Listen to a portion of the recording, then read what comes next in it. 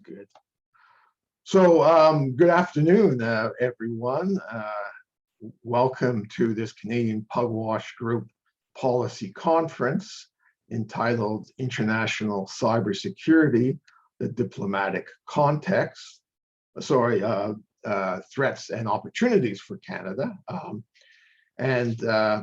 Just for those who aren't familiar with Canadian Pugwash Group, I would urge you to check out our website at www.pugwashgroup.ca, and you'll get ample information there about our members and activities and our approach to international issues. My name is Paul Meyer. I'm the outgoing chair of the Canadian Pugwash Group, and also an adjunct professor with the School for International Studies at Simon Fraser University, as well as a senior advisor to ICT for Peace, an NGO supporting a peaceful environment in cyberspace. And I might just use that time.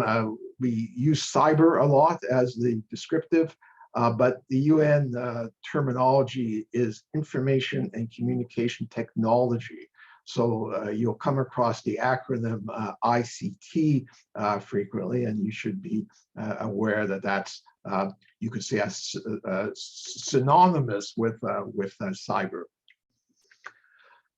We have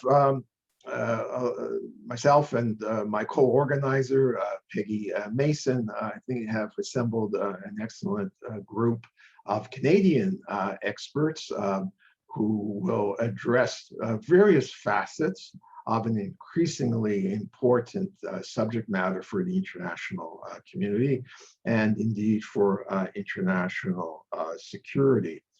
In the notice that was circulated about the conference provided biographical information on our 6 speakers. I encourage you to review that, but just I'm going to enumerate them in the order that they will be speaking and just with their primary affiliation. So first we will hear from Peggy Mason, president of the Rideau Institute. She'll address the theme of the threat environment. Next, we will have Craig Martin of the law faculty at Washburn University, and he'll be speaking to the legal restraints. Then we will have Stephanie Carvin of Carleton University, and her topic is existing and future roles for the Canadian forces. Next, we will have Bill Robertson, associated with Citizen Lab, and he'll speak to the role of CSE, the Communication Security Establishment, and the 5 Eyes. Following that, you'll hear from yours truly on the diplomatic process. And finally, we will have Alison Pitlock of the Women's International League for Peace and Freedom speak to the topic of the role of civil society. And then we'll have some short concluding remarks. Just a couple of housekeeping notes. We will be conducting this as a meeting. I think it helps in terms of a sense of interchange for those who, in a sense, we can't be in person, though we look forward to those future encounters. So you'll have to ensure that, except for the speakers, please keep yourself muted. We will have each speaker will speak for 15 to 20 minutes, and then a further 10 minutes will be available for question and answer. And if you want to pose a question or make a comment, please use the raised hand function, which normally you will find in the reactions button down at the bottom of your screen and the menu. And do try to remember to lower your hand after you have made your comment as well. So I think without further ado, I will cede the floor to Peggy for our initial presentation. Peggy Mason, go ahead. Thank you. Thank you very much, Paul. It's really a great pleasure to be here, except that with all of these wonderful, real Canadian experts on this panel, I have to tell you that I feel like the proverbial interloper of imposter syndrome fame. But be that as it may, I will give it my best shot. So I thought I'd start. I mean, there are so many challenges here, and the definitional one, of course, I'm sure all of the speakers will speak to that in one way or another. Interestingly, there isn't an accepted universal definition for the word cyber itself. So I thought I'd start with the UK Ministry of Defence definition, which I have to tell you, in a way, kind of indicates the elusiveness, in my view, of the issues we're going to be grappling with. And their definition of cyber is to operate and project power in and from cyberspace to influence the behavior of people or the course of events. The definition of cyberspace is a little more tangible, if I can put it that way. An operating environment consisting of the interdependent network of digital technology infrastructures, including the platforms, the internet, telecommunications networks, computer systems, as well as embedded processors and controllers, and the data therein, spanning the physical, virtual, and cognitive domains. And as an aside, the North Atlantic Treaty Organization actually has a very short definition of cyberspace as a subset of the information environment.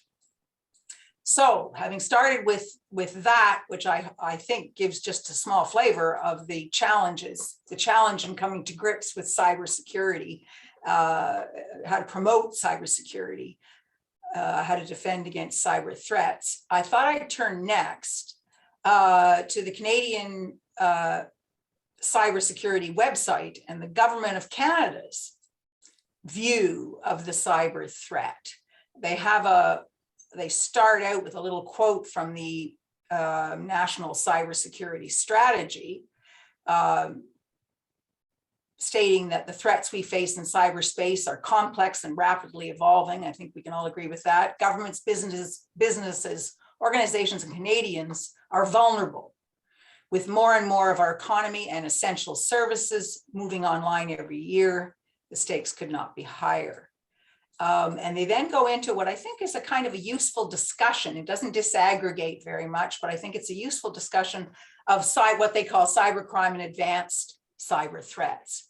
Perpetrators of malicious cyber activity are extremely diverse, with varying aims and a wide array of techniques. Malicious cyber actors include individual hackers, insider threats, criminal networks, nation states, terrorist organizations, and state-sponsored actors. Sophisticated cyber attacks are often technically challenging to understand, with significant expertise required to do so. Any organization or individual, an organization here including government, can be the victim of a malicious cyber activity. Victims may be individually targeted or part of a campaign affecting millions of internet users. As Canadians put more information online, they become increasingly attractive for malicious cyber actors. Canadian law enforcement agencies' ability to protect Canadians from these actors, because they have the primary role, who may be anywhere in the world, is a growing challenge. Malicious cyber activity is often conducted for monetary gain, but malicious cyber actors can also be motivated by a specific cause, sometimes called hacktivists, such as exposing wrongdoing. On a larger scale, nation states and state-sponsored actors have the capability to steal our intellectual property or confidential business strategies to give their own economies a competitive advantage. Espionage in the virtual world. Some nation states are also developing advanced cyber tools with hostile aims. I mean, some would think that espionage is also a hostile aim, but be that as it may, there are risks to Canada's national security and public safety if the threat is to computer systems that underpin government systems, critical infrastructure, and democratic institutions. Terrorist organizations are also interested in acquiring advanced cyber tools to conduct attacks. As well as being costly to recover from, cyber incidents can be profoundly destabilizing, eroding trust in e-commerce, government institutions, and perhaps leading people to question their continued use of digital technologies. Although I have to say, it's amazing how we keep going back. We keep going back no matter what. And I think that's just testimony to how much we depend on these digital technologies.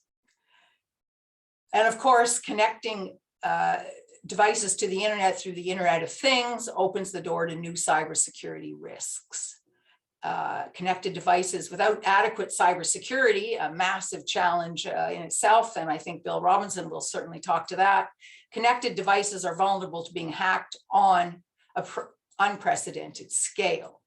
Now, of course, I'm not going to get into the definitions much more. I know that individual panelists will talk about that in the context of their specific area. But I just thought I would use this kind of general definition of a cyber attack, which is kind of a combination of various efforts that I've seen on the government and private sector side. A cyber attack is a malicious and deliberate attempt by an individual or organization or government to breach the information system of another individual or organization or government. Usually the attacker seeks some type of benefit from disrupting the victim's network, whether economic or political. Now, it's interesting. I particularly like the term malicious because, you know, that applies to espionage as well. I keep bringing espionage back in because it's interesting how buried it gets in these. When the government's talking about the threats, they tend not to talk a lot about espionage activities, which of course our government is involved in as well. I thought I'd move now to some big examples, just to remind us of the scope of the threat. And of course, the WannaCry, I mean, the names of these things, the WannaCry attack in May 2017 immediately comes to mind. It's allegedly by North Korea. It was the largest ransomware attack in history with 99 countries and 200,000 computers under attack for over 3 days, using stolen US National Security Agency malware, a spectacular example of blowback. And if there can be one message, I guess, from my discussion of the threat we're facing, it would be the threat of blowback. So WannaCry was using stolen US NSA malware combined with a custom code to create a ransomware worm, which exploited a vulnerability in the Windows system and could thereby infect new victims on its own, enabling it to spread exponentially. Another big attack was mid-December of 2020, when the Department of Homeland Security admitted that the US had been the victim of a massive cyber espionage operation, which in their words posed a grave risk. Paul Meyer has written about this in a recent article, which he perhaps will reference in his talk. But if he doesn't, I've got the link and I highly recommend that article to anyone interested. The title of it is "An International Response to Offensive Cyber Operations is Long Overdue."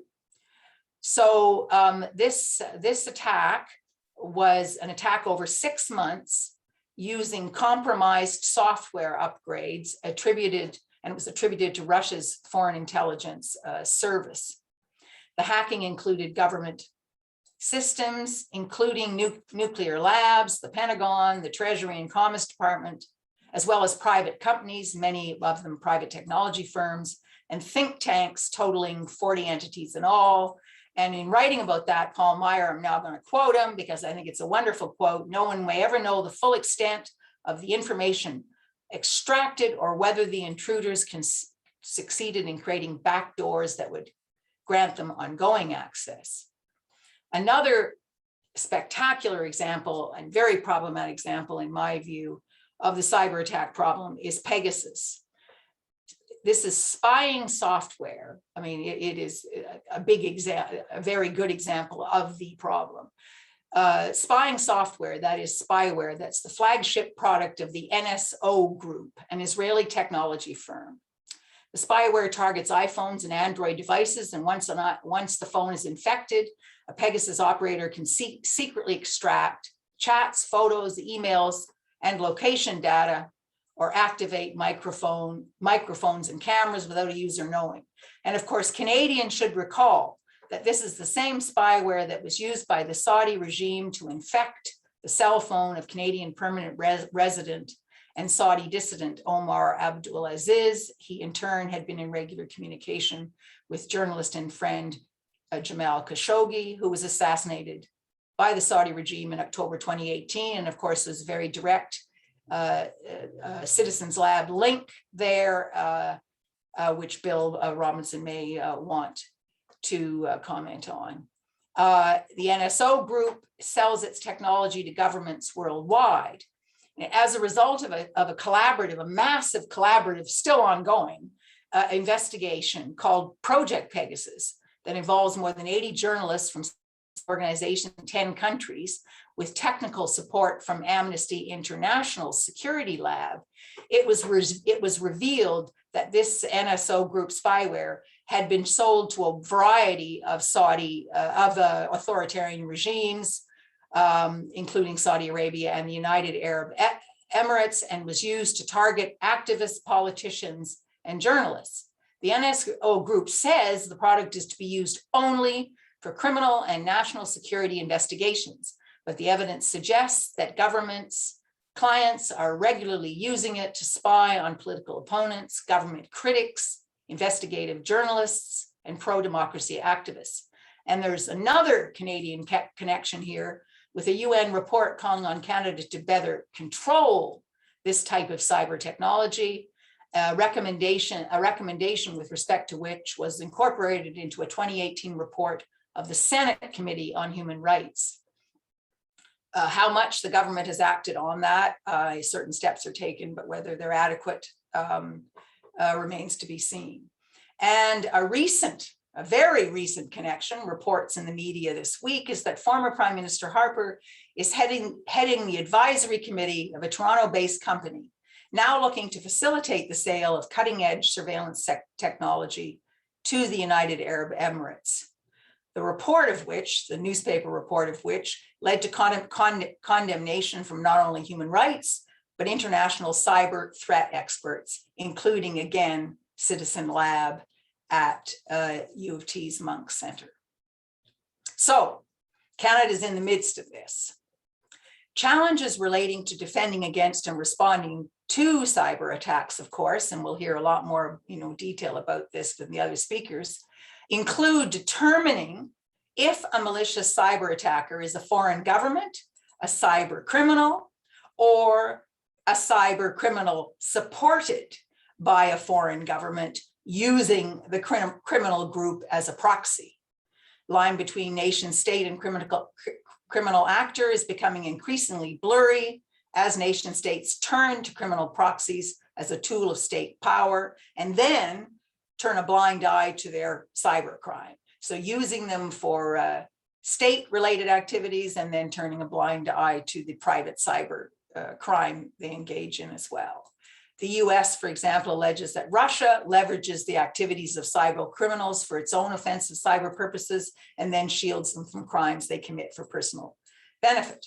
And then there is a specific category of military cyber operations. Cyber operations that take place in the context of a specific military operation. And the related question of whether these offensive cyber activities in the context of a military cyber operation rise to the level of constituting a use of force. And I'm sure that Craig Martin will be discussing that in his presentation. And I just want to make a note that there is a tendency to talk of cyber warfare in broad brush terms, but really cyber warfare, that is the use of offensive cyber or cyber weapons in a military operation, is a very small part of the overall picture, with criminal activity and state-sponsored cyber operations a larger part. And law enforcement agencies, of course, have the lead responsibility to respond to all. Law enforcement and national security agencies have the lead responsibility to respond to all categories of cyber attack, except those in the context of a military operation.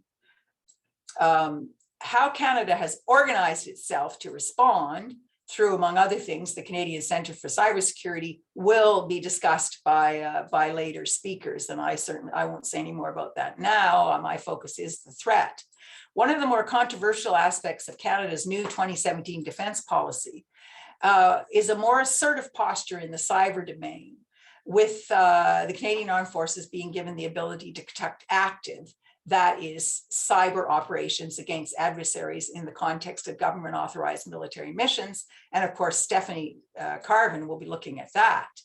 I asked the question, why should Canadians worry about offensive cyber operations by Canada? And of course, the answer is the problem of unintended consequences or blowback, as we saw earlier. Offensive cyber operations in response to malicious attacks carry significant risk. I recall the example I gave of the massive 2017 WannaCry ransomware attack using stolen and then retooled NSA malware. And that was the same as the 2017 NotPetya attack, which was primarily targeting Ukraine, which was a retooled, which was also using the NSA, stolen NSA malware retooled. And a massive, I find this one particularly frightening in our current context, a massive ransomware attack in 2017 that shut down 16 hospitals in the UK also used WannaCry ransomware, stolen and retooled. Used WannaCry ransomware that had been stolen and retooled from the NSA malware. So the risk of offensive cybersecurity tools being stolen or reused by malicious actors is extremely high. And you add to that the uncertainty in attribution, a huge problem for determining the appropriate target for offensive ops, and which can be exacerbated by potentially false flag operations that seek to direct an offensive cyber response at the wrong actor, who then might launch his own offensive response in retaliation. And one begins to see the scope of this problem. And another I see I don't have the link, but another very useful paper looking at offensive cyber weapons and the potential for collaborative damage was the subject of a policy paper by Ken Barker, published jointly by the School of Public Policy and Global Affairs Institute. And I thought that I would quote one quote from that very excellent paper.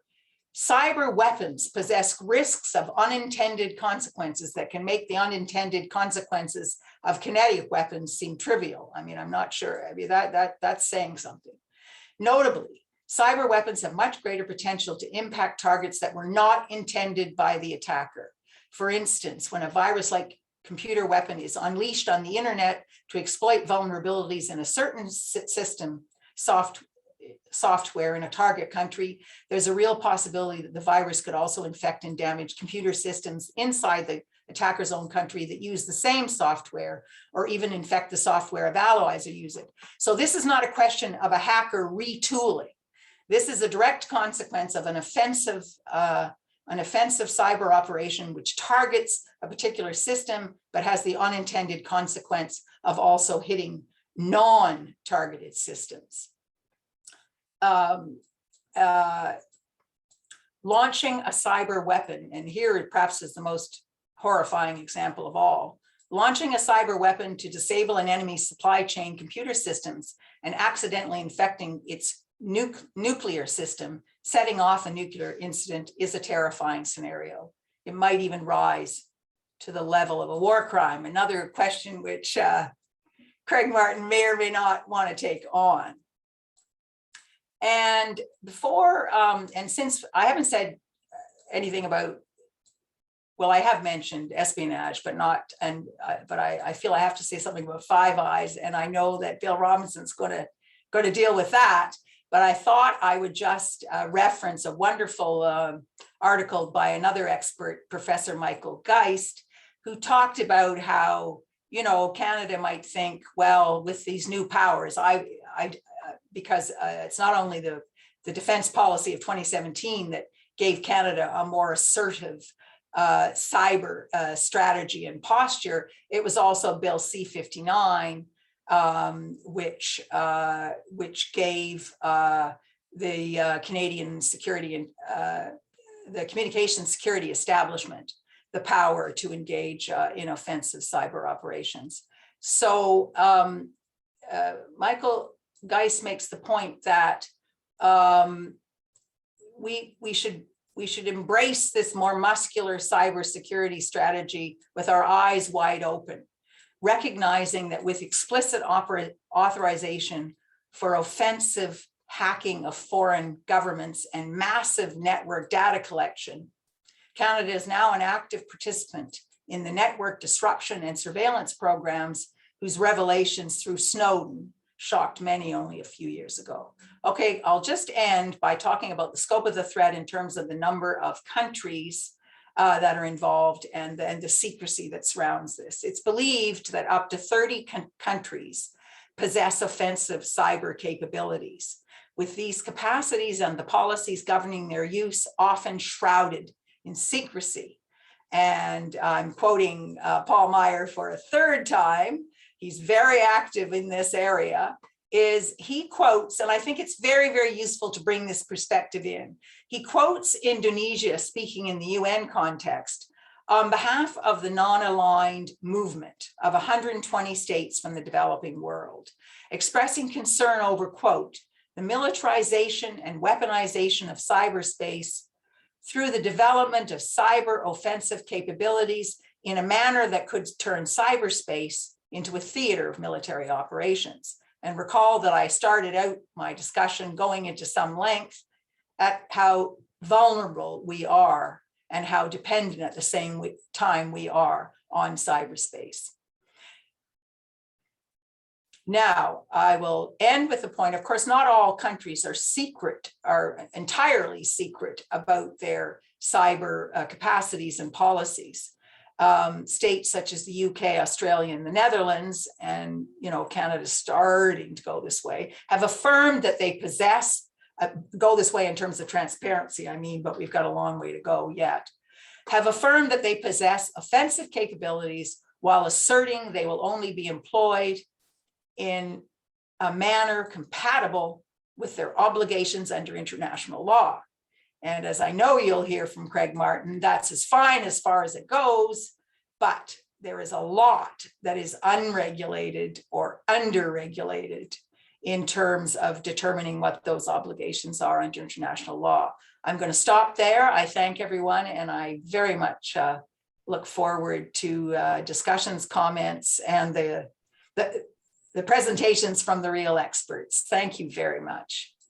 Well, thank you, Peggy. And I think that was a fine scene setter for us and giving a survey of the great variety of threats that are represented. And I would just note that I think part of our collective challenge is that, particularly this relates to how the media reports, is that the term cyber attack is used for everything from falling victim to that Nigerian princess who was hard on her luck, to massive state-conducted operations where literally millions of files of personal data are extracted, or indeed, in cases like NotPetya, multi-million-dollar losses through this disruption. And I think something that we can all maybe hope for is, over time, is a little more refinement in the way that offensive cyber operations is a term I prefer, get described, and some discernment between these different levels of threat represented. So the floor is open. We have a brief time for any question or comments anyone in the audience wants to put forward. As again, just remind you, try to use the raise hand function. I might just say, Paul, that I didn't go into, I mean, that's one of the things that you have done so well is you've done, you've identified 3 specific types of offensive operations. And I didn't go into that because I thought that that other speakers would probably address that in theirs. But I just want. Sorry, do you have a final point? I was just going to start taking some questions, Peggy. Certainly. Yeah. Okay, I have Stephanie first and then Shane Roberts. So please, Stephanie. Hi, everyone. Sorry for being late in the beginning. I have a little dog and who ate something he shouldn't have this weekend, and we've been living with the consequences. It's been a day. But first of all, thank you so much for inviting me to this group. My first interaction with Pugwash was actually 2003 when I was organizing a conference for what was then called the Canadian Institute for Strategic Studies in Toronto. And we had a guest from Pugwash talk about nuclear issues in Southeast Asia. And so it's kind of neat to circle back on this. I mean, Peggy, I thought that actually was a really great overview for, kind of a scene setter. And hopefully all of our presentations can kind of build on what you've put out there. The only thing I would notice is just, with regards to, you said 30 countries have offensive. I would probably say it's way more than that.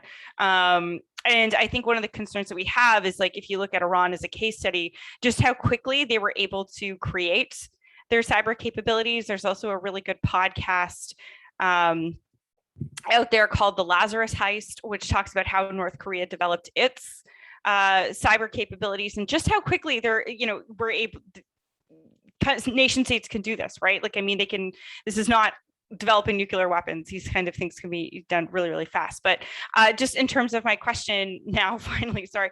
I was wondering, I'm much more familiar with Pugwash with regards to nuclear issues. So I was just wondering if, maybe you or a representative from the group can speak to the, what you're looking for in the cyberspace. I would be really interested to hear that. Like disarmament discussions, things like that. Is that where you're going? Paul, I think the answer is going to be Paul's presentation. Oh, okay. So it's so in other words, yes, totally consistent with Canadian Pugwash Group's approach and the Rideau Institute's approach as well. I'm wearing both my hats. Yes, we would be looking for diplomatic tools to regulate to the extent possible, to rein in and effectively regulate this activity, bearing in mind that it's a huge challenge but Paul will speak to that. I might just add on now one immediate area of concern, and Peggy mentioned this, is that our longstanding Pugwash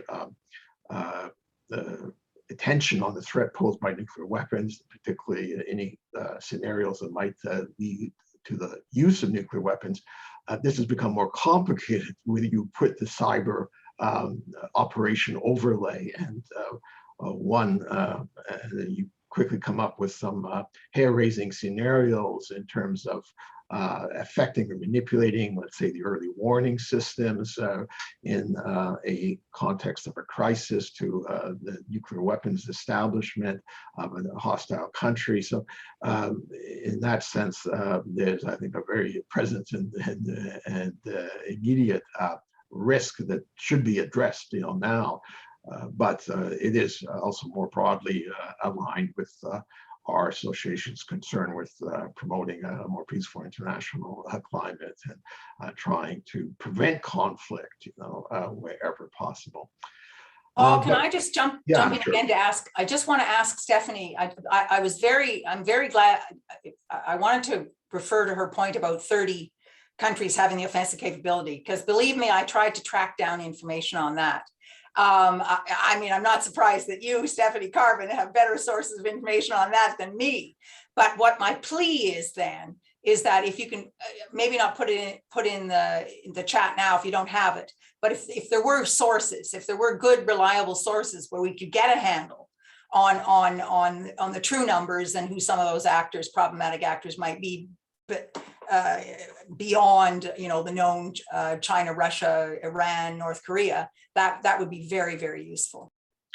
Yeah, I might just say, because I use that same number as well, and my source was, I think, a 2018 briefing to Congress by the Director of National Intelligence.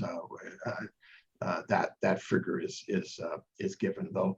I've also seen from Pentagon sources, you know, anything about 60 or 70 countries, but you always have to take that with a little grain of salt because they can be also a certain self-interest in that too. Sorry, Stephanie, a quick follow-up. Yeah, so I don't want to take over Shane here. I don't even know Shane, and I'm like speaking on top of him. Sorry, Shane, I'll be like 2 seconds. The one thing I would say is, yeah, I think it really just depends on what your definition of a cyber offensive weapon is. And secondly, I think one of the other really big problems is countries where they don't have robust cybersecurity. There's a number of states that just they can't, right? They don't have that capacity. And so they are used then by malicious state actors. So they become a threat. I don't want to, I feel like I'm disparaging them if I call them threat vectors, but effectively, you know, they become the area of malicious cyber activity, not through their own fault, but because they just simply don't have that capability. I actually think this is a really important area for Canada to contribute to if, you know, one day we actually decide we want a foreign policy, but I'll save that for my presentation.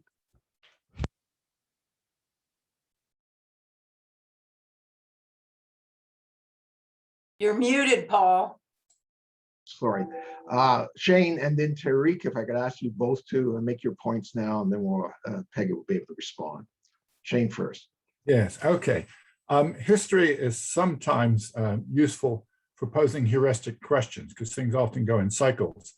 And the matter of identifying actors, their relationships and motivation, it's interesting to note the question of state actors and private entities or actors. In an earlier era, attacks on and with infrastructure, privateers versus pirates. Number of imperial states used to issue a letter of marque and make an agreement with pirates, but then who had some license to pillage the seas as long as they didn't pillage the country that issued the letter of marque. So it's interesting if we look at some relationships between governments, e.g. Russia, and criminals, in parentheses, question mark. Yeah, thanks, Shane.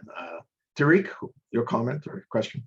Yeah, well, thank you, Peggy, for that very interesting presentation. Sitting here in Vienna, our concern was and remains the use of cyber technologies to attack nuclear power plants and other nuclear, civilian nuclear facilities. And we shouldn't forget that the first offensive use of cyber in this domain was by Israel and the US against the Iranian uranium enrichment plant in 2008, 2009. And that sort of removed any barrier there might have been until then in terms of restraint. And so now we don't know what else is waiting in the wings, although we hear news reports that the US has a offensive program, I think called Zeus, in waiting, that should Iran progress beyond a certain level in its nuclear program, this would be let loose to affect Iran's critical infrastructure. And I was wondering whether in your research you had come across any such thing, and whether there should be some code of conduct with regard to protection of civilian nuclear facilities like power reactors and research reactors. Thank you.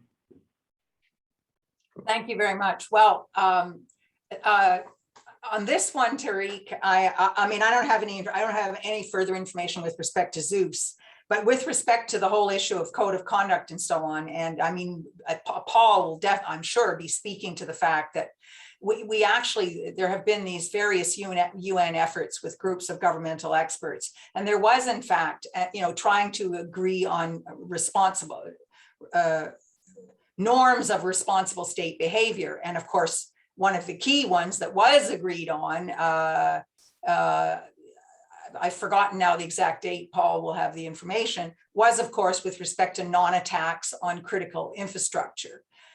So clearly, nuclear infrastructure should be at the top of that list, but it's been up and down a bit with respect to the UN efforts, and I know that's going to be an important focus of what Paul has to say.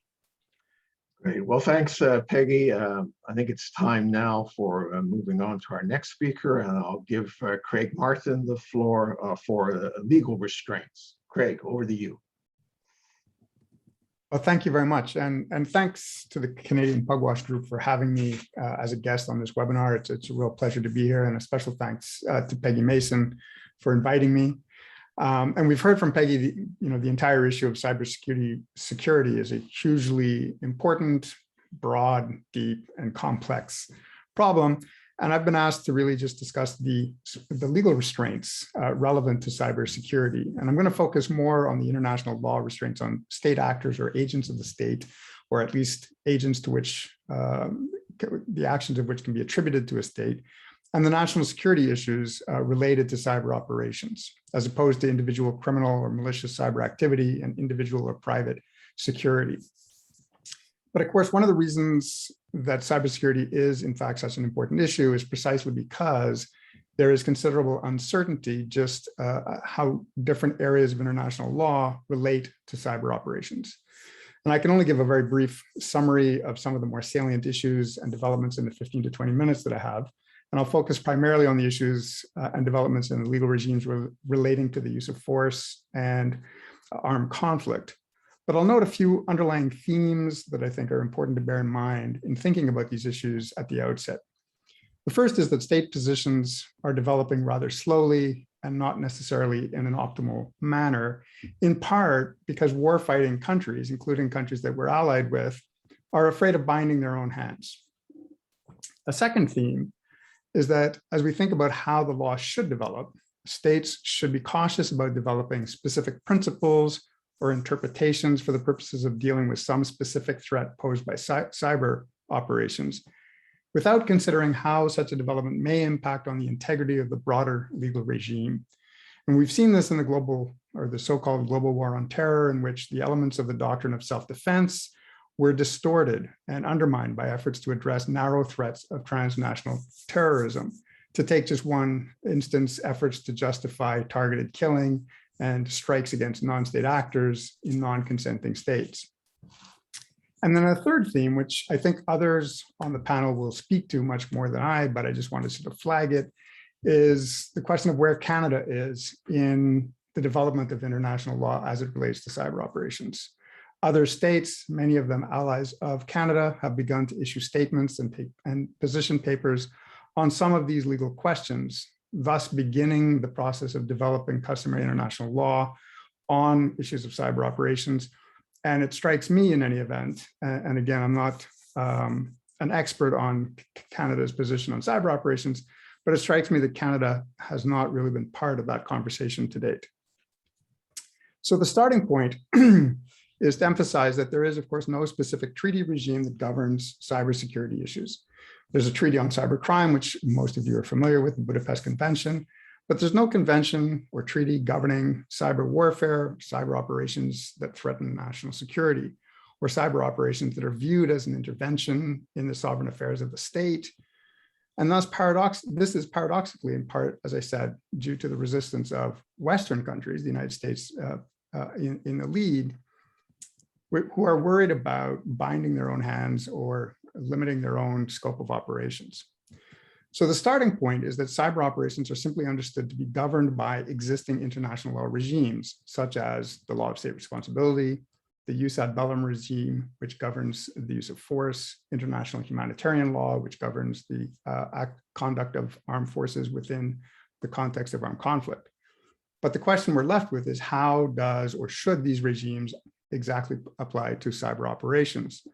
Now, there have been several governmental and expert efforts to tackle these questions, that is, whether and how cyber operations are governed by specific international law regimes, and whether and how such regimes are implicated by cyber operations.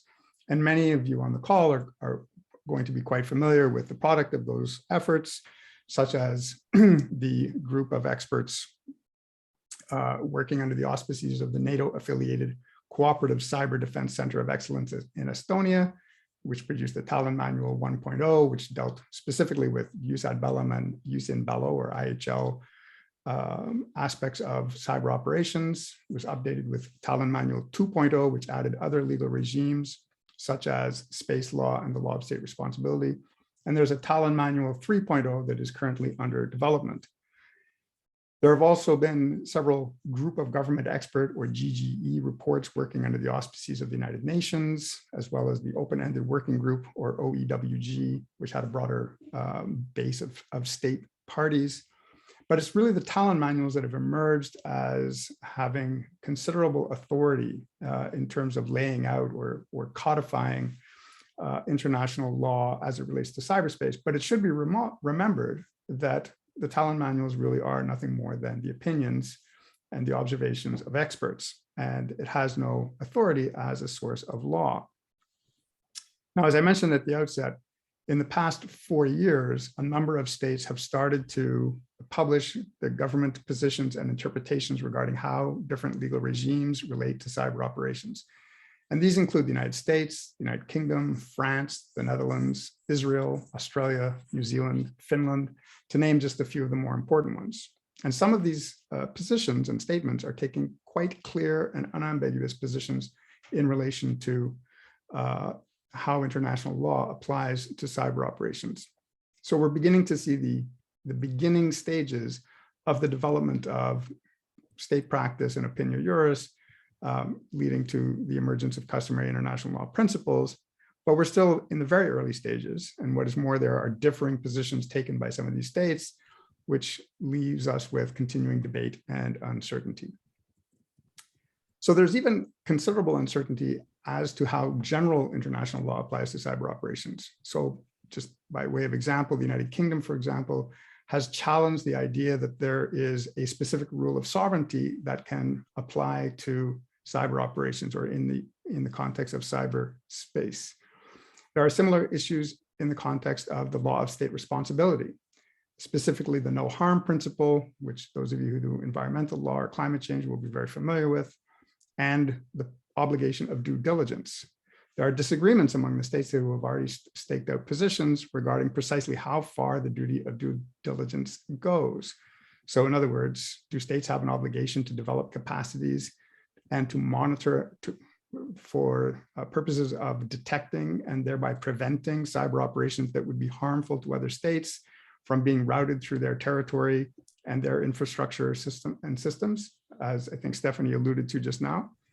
Or on the other hand, is there merely an obligation to react and stop such harmful cyber operations if and when you become aware of it, or if and when you are made aware of the fact that your state's territory and systems are being used for such harmful conduct? We could spend a lot of time unpacking the details of this debate, but from a security perspective, the biggest issues really arise in the context of use ad bellum and IHL. And the starting point for purposes of use ad bellum is, of course, Article 2.4 of the UN Charter, the prohibition on the use of force. Now, there's pretty widespread agreement that the provision in Article 2.4, the prohibition on the use of force, applies to cyber operations, and thus that some cyber operations may, in fact, constitute a use of force and thus be subject to the prohibition. But the question, of course, remains, how do we determine or define which cyber operations would constitute a use of force? Now, the easy case is, of course, where cyber operations cause physical damage or human injury, and so would be analogous to a kinetic attack. So an example would be a cyber operation that causes a nuclear power plant to melt down, such as was caused by the tidal wave in Fukushima in Japan, or even a cyber operation that caused transformers to explode and brought down a power grid, causing both physical damage and destruction, and possibly knock-on or second-order human injury and death. Someone mentioned Stuxnet earlier, right? The Olympic Games operation by Israel, or thought to be conducted by the United States and Israel against Iran. This would likely be considered a use of force. There was physical damage to Iranian centrifuges. There was a real risk of causing injury, human injury. And so one could take the Stuxnet example as an example, a historical example of something that constitutes a use of force. But what if cyber operations that do not cause any direct physical harm or human injury? The Talon manual suggested that the basic test was to look at the scale and effects of the use of force or the operation and the harm that it caused, borrowing the formulation of the ICJ, of the International Court of Justice, in the Nicaragua versus United States case, and then suggested using a totality of the evidence approach and provided a number of criteria and indicia that one should use to try to assess whether the cyber operation had the sort of scale and effects that made it a use of force. And some of these indicia and criteria would be the severity of the action, the immediacy of the operation, the directness of the harm, the measurability of the harm, whether it was conducted by state actors or an agent of the state, or at least agents that could be attributed, the actions of which could be attributed to the state, as well as which agency in the state. Is it a military that is conducting these operations? Is it an intelligence agency? Is it someone else? And then finally, it suggested that one had to consider the prevailing political conditions.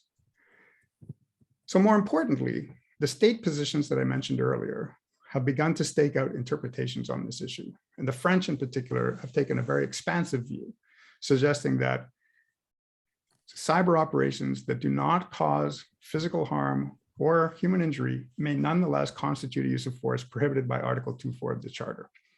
The French position followed the logic of the Talon manual, suggesting that there be a totality of the evidence and a sort of a consideration of various indicia for determining whether a cyber operation was a use of force. The Dutch have taken a very similar position, but this is by no means universal. And many would argue that any claim that a specific cyber operation, for instance, the Stuxnet operation, was in fact the use of force, would likely be controversial if there was a lack of physical destruction or human injury. And one could argue that even Stuxnet, that the physical injury didn't rise to the level that some people would argue brought it into the scope of a use of force. The next big question, though, is whether or when a cyber operation constituting a use of force may rise to the level of an armed attack, triggering the right of self-defense. So people will recall that the concept of armed attack is considered by most states outside of the United States to be the most grave form of a use of force, and that there is thus a significant gap in the scale and effect between a use of force that's prohibited by Article 2.4 on the one hand, and the use of force that is an armed attack justifying a use of force in self-defense under Article 51 of the Charter. Now, several states have indicated that cyber operations causing sufficient destruction and injury could definitely be considered an armed attack justifying a use of force in self-defense. That is, use of kinetic force in self-defense. So a cyber operation causes a meltdown of a nuclear plant, you can respond with cruise missiles. The more difficult question is whether it is possible for a cyber operation that does not cause direct physical destruction or injury to constitute an armed attack justifying a kinetic use of force in self-defense. The Dutch foreign minister in 2019 suggested that a cyber operation that caused sufficient immediate harm to the economy or the financial system of the state, or which prevented the government from conducting essential tasks such as policing, could be deemed an armed attack. But this is, again, still an outlier position, but we're seeing a move in this direction. Now, I would suggest there are some disturbing and troubling implications for these moves for the jus ad bellum regime. Many listeners will know that there was a debate in the drafting of the Charter over whether the concept of use of force should encompass economic coercion and other forms of non-military force. Those arguments were rejected, and use of force was limited to military force.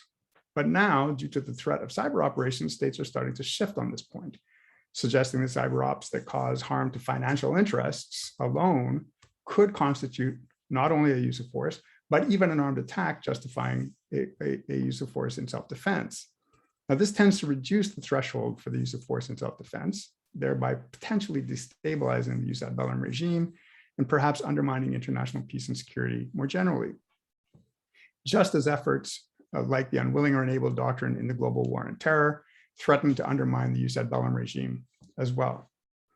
It also seems entirely incongruous with the idea that states may impose comprehensive economic sanctions strangling a state's economy, and that And that clearly is understood not only to not implicate the jus ad bellum regime, but even to constitute unlawful coercive intervention in the domaine réservé of the victim state.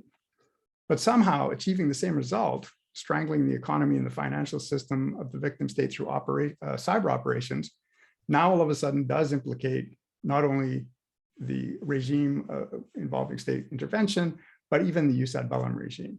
So there seems to be a bit of an incongruity developing in international law on this realm. So turning briefly to consider some of the issues in the area of international humanitarian law, laws of armed conflict, or jus in bello. Again, there's a general agreement that in the context of an armed conflict, cyber ops would be subject to the rules and principles of IHL, the legal regime that governs the conduct of armed forces within an armed conflict. But this then again raises some really complex questions.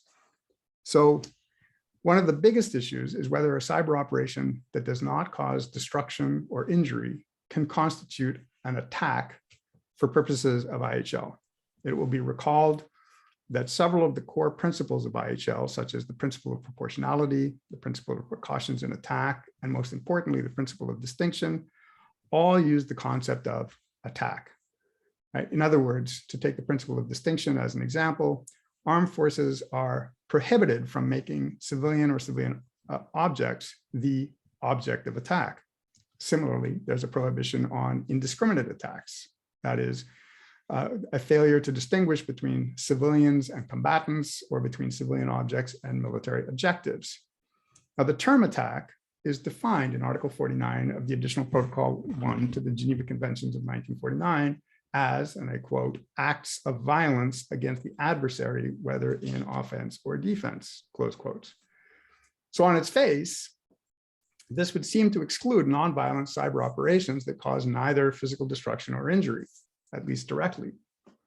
But if that's the case, then armed forces could engage in all kinds of cyber operations against civilian infrastructure and systems, causing significant harm and even second and third order consequences involving injury and death. And let me just pause here and just something that Peggy said initially is saying that, well, in the context of cybersecurity, wartime operations in the context of armed conflict are a small subset. But remember the relationship between jus ad bellum and jus in bello.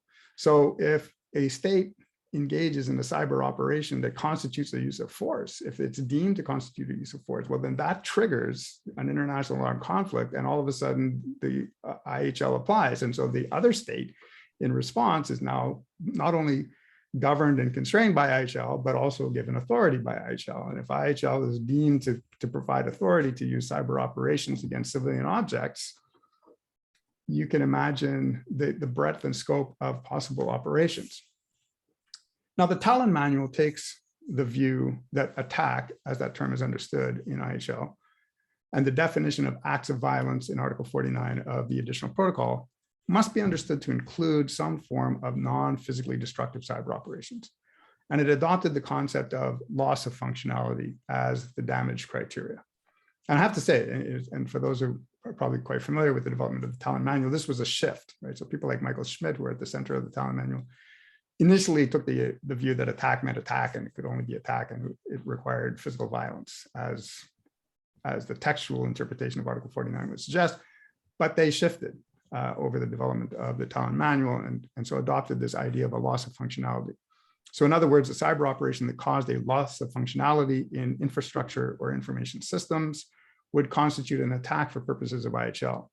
And therefore, the principle of distinction would prohibit those kinds of cyber operations against civilian systems and infrastructure. But this still raises questions. A loss of functionality means what? For how long? Is it permanent? Is it temporary? If temporary, for how long? Again, the Tallinn Manual took the view that it was either a permanent loss of functionality or a loss of functionality that required repair. Now, recent state positions on this are split, unfortunately. The French have followed the Tallinn Manual idea of a loss of functionality, but Israel has rejected that quite strongly and maintains that only cyber operations that cause direct physical harm or injury can be classified as attacks for the purposes of IHL. And as a result, This is a fundamentally important issue that remains largely unsettled thus far in terms of state positions. And again, for those who are not familiar with IHL, it's important to note that the intentional targeting of civilians or civilian objects in violation of the principle of distinction is a grave breach of the Geneva Conventions and thus considered a war crime. And so this lack of clarity over whether a cyber operation targeting some civilian infrastructure is or is not a war crime is a pretty important question. And finally, just in the last minute, we are left with the concept of objects, right? So related to the question of what constitutes an attack is the question of what constitutes an object, and particularly civilian objects. The principle of distinction prohibits the targeting of civilian objects. But in the world of cyber, what is an object? And most importantly, is data an object? If a cyber op destroys a database of information relating to civilian financial records, for example, is that an attack on a civilian object? Here, experts like Michael Schmidt actually suggest that some new law may be required. In other words, that existing international law cannot easily be adapted to apply properly to this new area of cyber operations, because it's difficult to find any one interpretation of the existing law that is not too broad and expansive in either one direction or the other. So if all data constitutes an object, such that it's prohibited to target any and all civilian data under the rules of IHL, that seems too broad, and militaries are likely to ignore the rule. On the other hand, if no data constitutes an object, then that would permit attacks on all kinds of civilian systems that would be unnecessarily harmful and would cause human suffering in a way that is entirely inconsistent with the objects and purposes of the Geneva Conventions and IHL more generally. And again, the state positions to date have not really advanced us towards any settlement of the issue. So in closing, the last theme I wanted to touch on is sort of where is Canada on all of this? I think the other speakers are really going to speak to this, so I won't say very much, but it strikes me looking at this sort of from the outside, if you will, that Canada doesn't seem to be that much part of the conversation. So I think Bill Robinson's colleagues at Citizen Lab, the Monk Center, published an article in Just Security last summer, sort of providing a good overview of Canada's position and critiquing the lack of engagement in the debate over international law. From what I can tell, all Canada has done is publicly, that is published the cybersecurity strategy and a national cybersecurity action plan, which are very high level and don't grapple with the international law issues at all. So whereas in Australia, New Zealand, United Kingdom have put statements out there with detailed positions on where they stand on the international law as it relates to cyber operations, Canada, so far as I understand it, has been somewhat silent. So I'll stop there and note that this is only a bare thumbnail sketch. And indeed, I'd also note in the same vein as Peggy at the outset that I'm not really one of the experts on the law of cyber operations. I'm really more of an expert on the laws of war, but they of course relate to cyber ops. For those who are interested, Michael Schmidt, who I mentioned before, he was the director of the Talon Manual projects and has written a few really interesting and short-ish blog posts on each of the state positions as they've been posted. And so if you are interested in the state positions on both USAD Bellum and IHL, Michael Schmidt's blog posts on Eagle Talk and Just Security and Opinion Juris are a good place to start. So I will stop there and I'm happy to answer any questions. And again, thank you very much for having me. Yeah, no, thanks a lot, Craig. In some ways, what you outlined in terms of the continuing uncertainties and ambiguities give rise to more sleepless nights, I think, going forward, but obviously will ensure gainful employment for international lawyers around the globe for many years to come. With that, open for a question or comment to Greg. We've got about 6 minutes, I think, in this segment. I see Hamid Georgiani. Please go ahead, Hamid. Thank you very much. Very interesting discussions. And I just have a quick question based on what Craig and Peggy have already said. And I'm going to use Shane's comment as the basis for this question. With what Shane said, I was wondering about the events or the bogus data that was packaged and provided to Colin Powell as intelligence. And then US got caught in that, I'm not going to use any terms, but that unwanted war.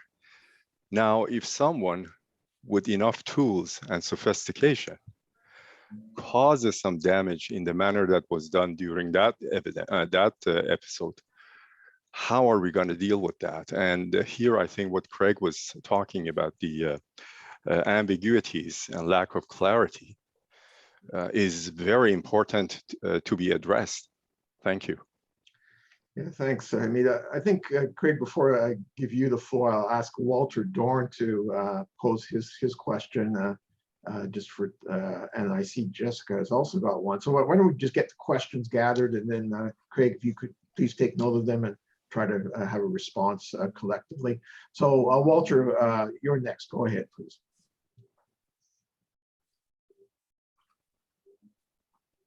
All right, thank you. I'm wondering about the right of retaliation under self-defense. I had a meeting several years ago when the defense minister was contemplating the strong, secure, engaged strategy. And of course, in Canada, the CSE, which does a lot of cyber work, is under the Minister of Defense. And he asked the group of us academics there, about 100, about 20 in the Royal York Hotel, whether Canada should engage, should be free to retaliate on a cyber attack with a cyber attack. And most of us said no, but Canada subsequently changed its policy. So what's your view of the international law on retaliatory strikes on systems that are have actually attacked or are attacking in the real time, to use the Article 51 UN Charter provision when an armed attack has occurred? So just give us a sense about the legality of those kind of moves. Thanks. Jessica, please pose your question, comment.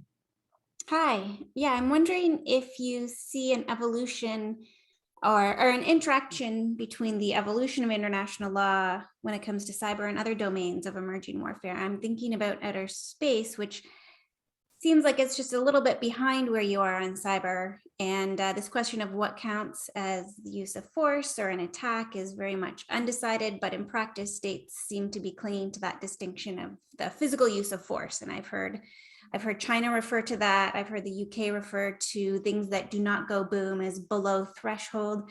But of course, you can have a cyber attack on a satellite. And do you see, are there interactions between these different domains when it comes to the interpretation of IHL and law, and do they influence each other? Thanks. Over to you, Craig, if you could respond to those 3 points.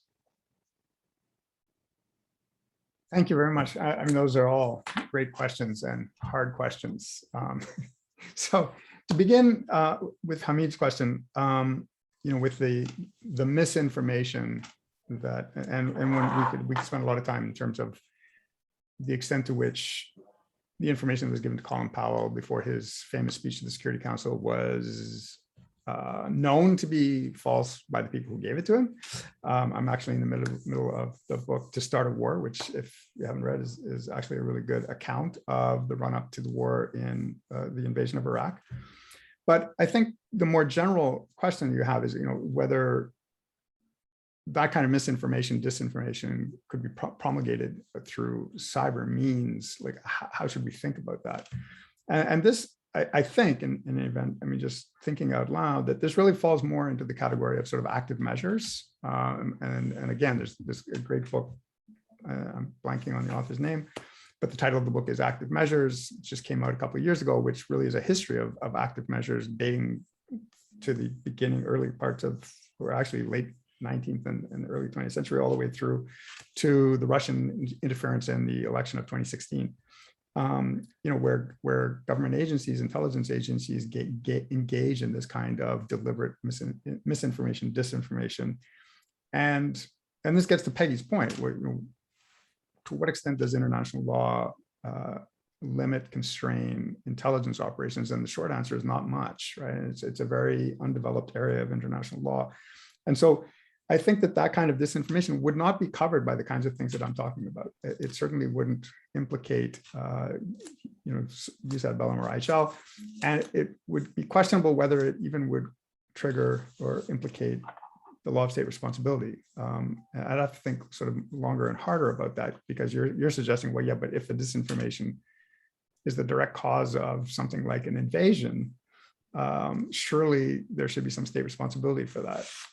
And I'd have to think more about that. But I think just thinking out loud is really more in the realm of active measures. It's just that the technology being used has changed, right? And again, I commend the book on this, because it's quite extraordinary the extent to which some of the forms of disinformation that were employed, particularly by the KGB in the early aftermath of World War II. And it's just that now the technology for disseminating that information has changed. To Walter's question, so that's a really, I think, interesting and important question. I mean, the short answer, I think, is the answer is no, right? But it all depends very much on how you categorize and characterize the initial cyber operation, right? So if you characterize, and this is why I think, and again, to sort of see this through a broader lens, this was part of the problem with the so-called global war on terror, was that scholars, jurists, and policymakers, particularly I think in the United States, were cherry picking principles from one legal regime or the other to try to cobble together and jury rig policy responses to what was perceived to be a new threat. And I think it's really important to remain consistent and view the law as a coherent whole, and that you can't just be cherry picking principles or rules from one regime to apply to another. So if you think that the initial cyber operation constitutes an armed attack, well, then you are governed by Article 51 of the UN Charter, and you have to both demonstrate that it is in fact an armed attack, and you are then constrained by the doctrine of self-defense. You have to show that your response is both necessary and proportionate, and so forth. And it's not retaliation, right? I mean, to use the word retaliation is to suggest right off the bat that you're going down an illegitimate path, because there is no right of retaliation in international law.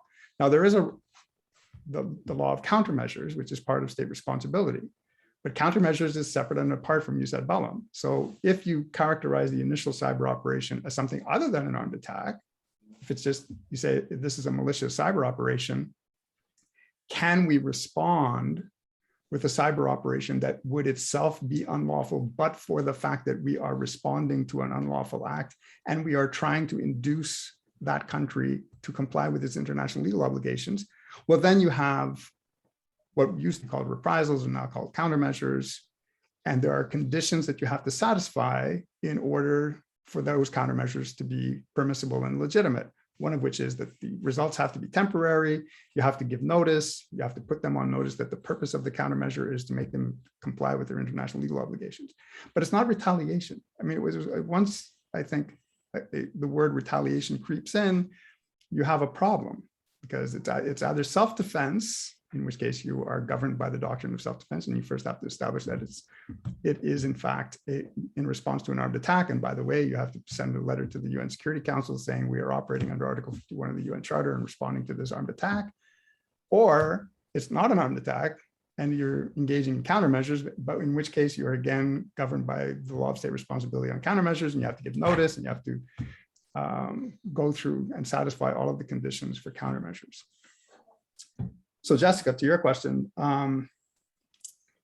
so in some ways, the law of outer space, I think, is more developed in the sense that we at least have a number of treaties governing the law of outer space and presumably limiting or prohibiting the militarization of outer space, although that seems to have gone by the boards with the establishment of the Space Command and in the United States and elsewhere.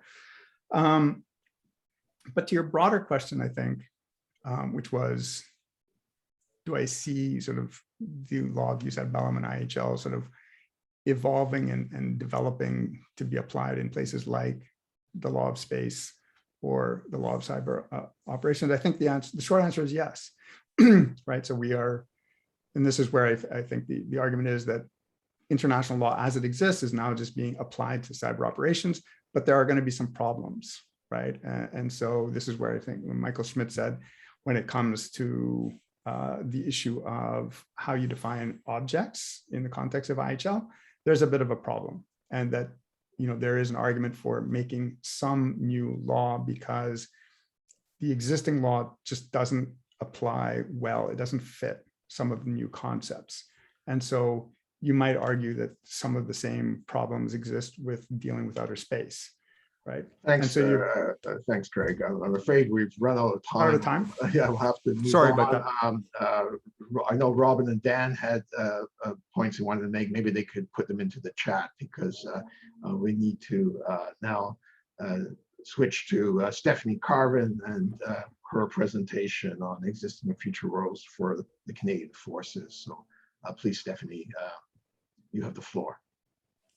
So I did the most obscene thing I could and made a PowerPoint presentation. I don't know if I can share it. I can set that up for you if you are going to inflict that on us. Yes, well, I find it just helps provide a little bit more in terms of direction. 1 second. Oops. You can share your screen now. Okay, great. Just trying to. If it can let me, if it's going to let me, it's going to be it doesn't seem to. Okay, 1 second. There we are. Okay. So, there we are. I just find it helps with the narrative flow. It's part of my pedagogy. All right. So thank you so much for letting me speak today on the role of the Canadian Armed Forces in doing so. And, it's been mentioned several times, the CSE is technically under the Minister of Defense, but you actually have by far the better expert on the CSE here is Phil Robinson, who will be speaking after me. So I will not be speaking to the CSE, but this does actually raise this interesting point of what is the role of the Canadian Armed Forces in here? And I'm not sure, it knows, but it also doesn't know. And I think that's actually caused some problems and some frictions that I want to really address in this. Canada actually, relative to the Five Eyes countries, we actually have a fairly unified response when it comes to our cyber issues, right? A lot, it mostly flows through the CSE, whereas if you look at the United States, I think they have something like 13 different cyber agencies that you have to kind of navigate. We're far more coordinated, but that does then mean CAF is in a little slightly odd position when it comes to what its role is here. And I think it's trying to figure that out. So when I want to talk about this, I want to think about, I want to contextualize this within CAF's approach to technology generally, which I think will help explain why certain choices are perhaps being made or in fact not being made. And so if I go through my little plan here, you'll see what I would like to talk about is the context for the Canadian Armed Forces cyber operations, its current plans, and then what are the immediate challenges to those plans and what are some of those strategic challenges as well. So we've already had Peggy mention today that there is actually no great definition of cyber out there. So when I'm thinking of cyber, I'm thinking of it as like what I would call a vector, right? It's a method. And when we use it as an adjective, it typically relates to an object or a construct that's either refers, something to the virtual information environment, physical or software networks that form the so-called web that makes up the internet. But also we have to make sure that we're including the humans, right, and their interactions here too. So really kind of referring to those three things. So what is this context that kind of is impacting CAF's approach to cyber? I think really it comes down to 5 different factors that impact its technology or the way it looks at technology itself. So the first is geography, and that, when it comes to CAF's approach to technology, I think actually in almost any other area, like geography is dominant, right? It really does impact the kinds of things that the Canadian Armed Forces thinks that it needs. And but in this one area of cyber, it probably doesn't, right? Because cyber is virtual. We're talking about the virtual space, even if we're talking about the people who are actually in that space as well. So when it comes to geography, I think what we're talking about really is the fact that, because the Canadian Armed Forces have to invest so much in different kinds of equipment, whether it's for the Arctic, whether it's for forests, whether it's for planes, whether it's for our gigantic coastlines, that has an impact on then what we can actually put towards cyberspace. And the second one is demography, which is kind of interesting. We are a large territory with a relatively small population to it. And that does impact the way that we look at how we have to defend the country. Now, I'm going to get into this a bit more later, but I don't think, spoiler alert, the Canadian Armed Forces is having some issues, and it's having consequences on its personnel. And one of these is retention. So really, before any of the current scandals were happening already, Department of Defense was having a lot of retention issues. It was reported in 2016, for example, that the Canadian Armed Forces needed 4,000 recruits per year.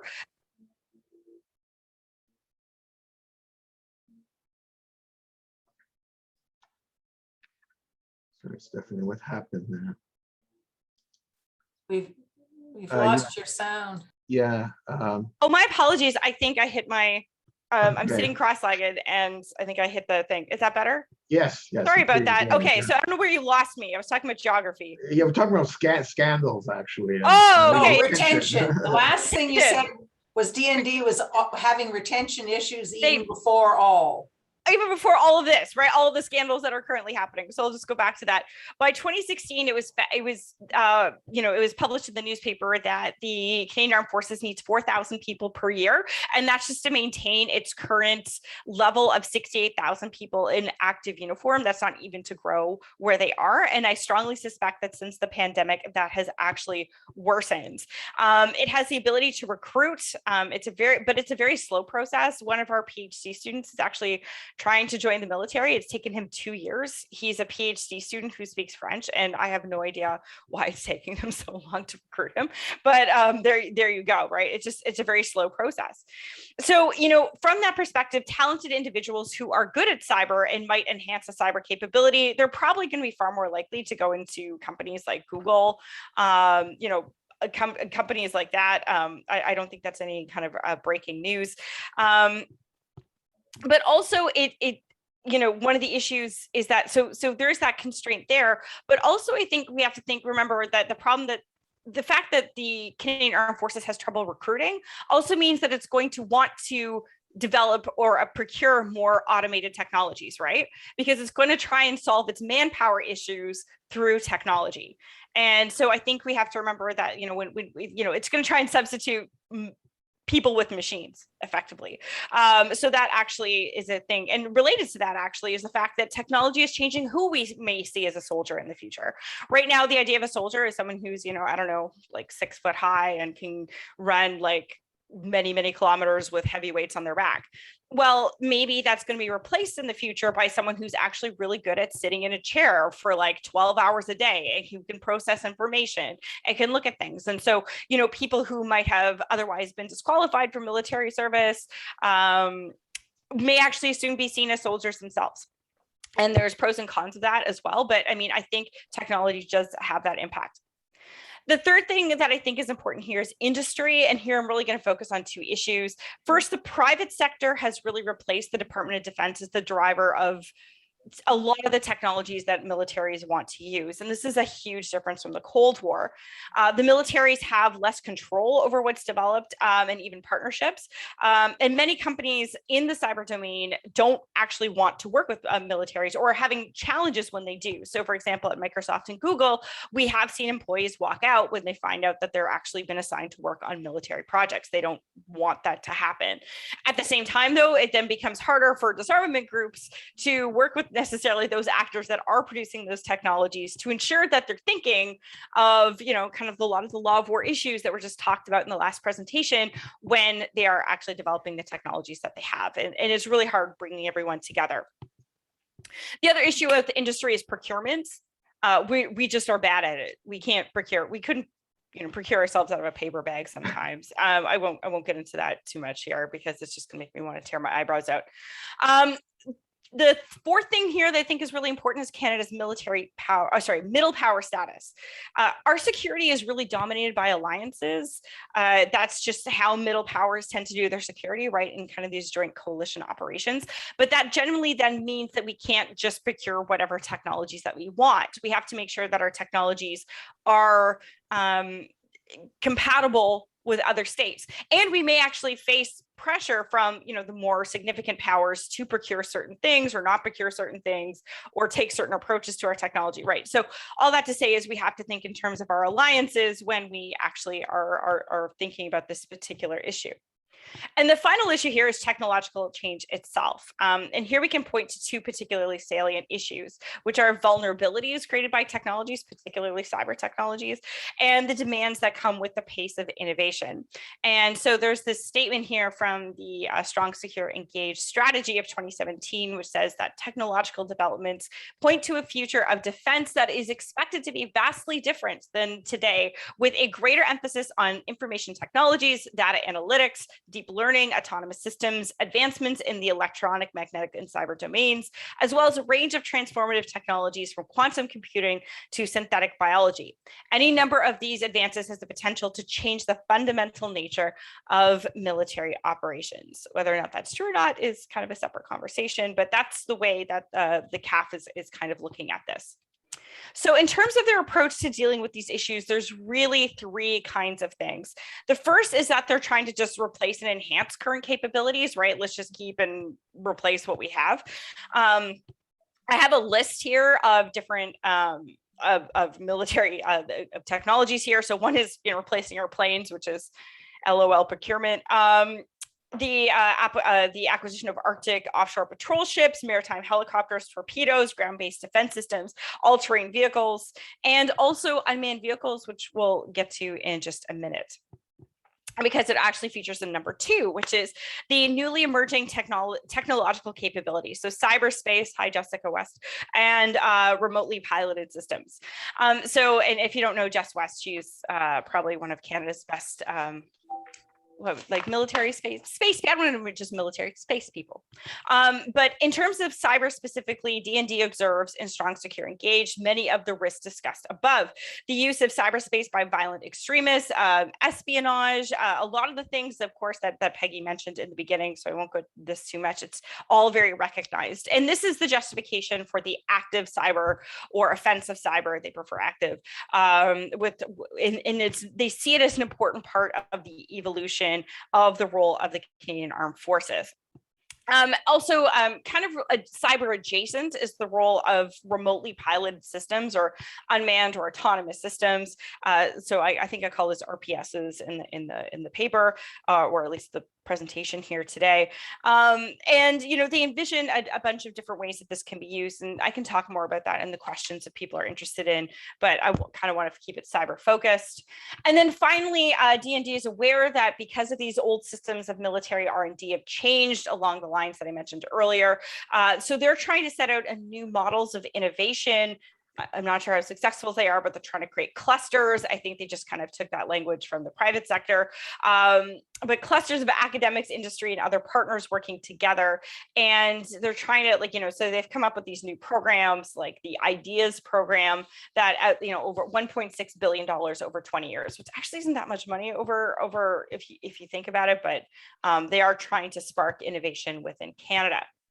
So what are the challenges going forward? Well, I think there's a number of things. I've already mentioned the scandals, particularly with relation to women in the military and the impact I think that has, and just the overall failure to deal with that over a period of time has just created a system that just seems absolutely paralyzed. And it really is unfortunate because, if you are trying to recruit the best and the brightest, you're going to need to recruit women and you're going to need to recruit persons of color. And if there's questions about the treatment of both of those people, groups of people in your armed forces, it's just going to hurt us in the long run. And it's doubly unfortunate because when the strong, secure, engaged policy came out, they actually put the people section first because they said we're a people first institution, and that's clearly not the case. But I actually think that's a huge challenge for CAF developing its cyber capabilities going forward. The second thing is ethics. So I think because things are new, that D&D and CAF are trying, or CAF especially, is trying to figure out what it's supposed to be doing in the information space. And that has led to some sketchy decisions, particularly with regards to information operations. There's been a lot of coverage of this in the Ottawa Citizen that, I mean, it's very normal in warfare that there are disinformation campaigns, information campaigns, but if you're practicing these on the Canadian public, that's not a good thing. There's very little oversight in review of D&D military activities. They keep arguing they don't need a Defense Intelligence Act. I think everything that I just talked about for the last 2 minutes basically explains why we need a Defense Intelligence Act in Canada, but I have a lot of good friends and colleagues who disagree with me. It just happens that they're wrong. So I think that the pressures of emerging tech can sometimes push militaries to experiment in ways that are not great, and better oversight and review is definitely going to be needed, and hopefully no more information ops on Canadian citizens. So the third thing here is a lack of creativity. So on the one hand, I said that a lot of these emerging tech may be pushing us to experiment in ways that are not particularly good. But I think the reverse is also true, is that we're not being creative enough, which is, I appreciate that there's a tension there. But the fact is that you have, if you read the Strong, Secure, Engaged document, and it's a couple of years old now, but I think the problem remains, which is that we seem to be adopting lingo, either pasting it directly from the private sector or from the US, and then just kind of sticking it into Canadian military documents without really a lot of thought as to how appropriate it is. So if you look at, in the Canadian, in Strong, Secure, Engaged, they talk about a system of systems approach. Well, that's American language that comes out of the 1990s that they themselves stole from the .com boom of the, 90s. And I'm not sure it actually makes sense for Canada. So it's like, where is Canadian doctrine? Where are we getting our ideas from? And are we just plucking them from like our allies and sticking them in and hoping no one notices? But it does suggest a kind of clear lack of direction or understanding of what Canada should be doing in cyberspace, what's appropriate, and what CAF's role is. So that's one thing there. And then finally, and this has come up already, just the fact that and I saw Daniel McBride, I see you in the comments, hi, if you're still there. But the fact is we don't say a lot in terms of what we believed in terms of international law. And I know that the people at GAC are aware of this, and I know that they're trying to push something. I'm also aware that they've been trying to do this for 3 to 4 years and we still don't have something out. So I got to be honest with you, I'm not that optimistic. I hope I'm proven wrong. I get proved wrong a lot, so that's the good news.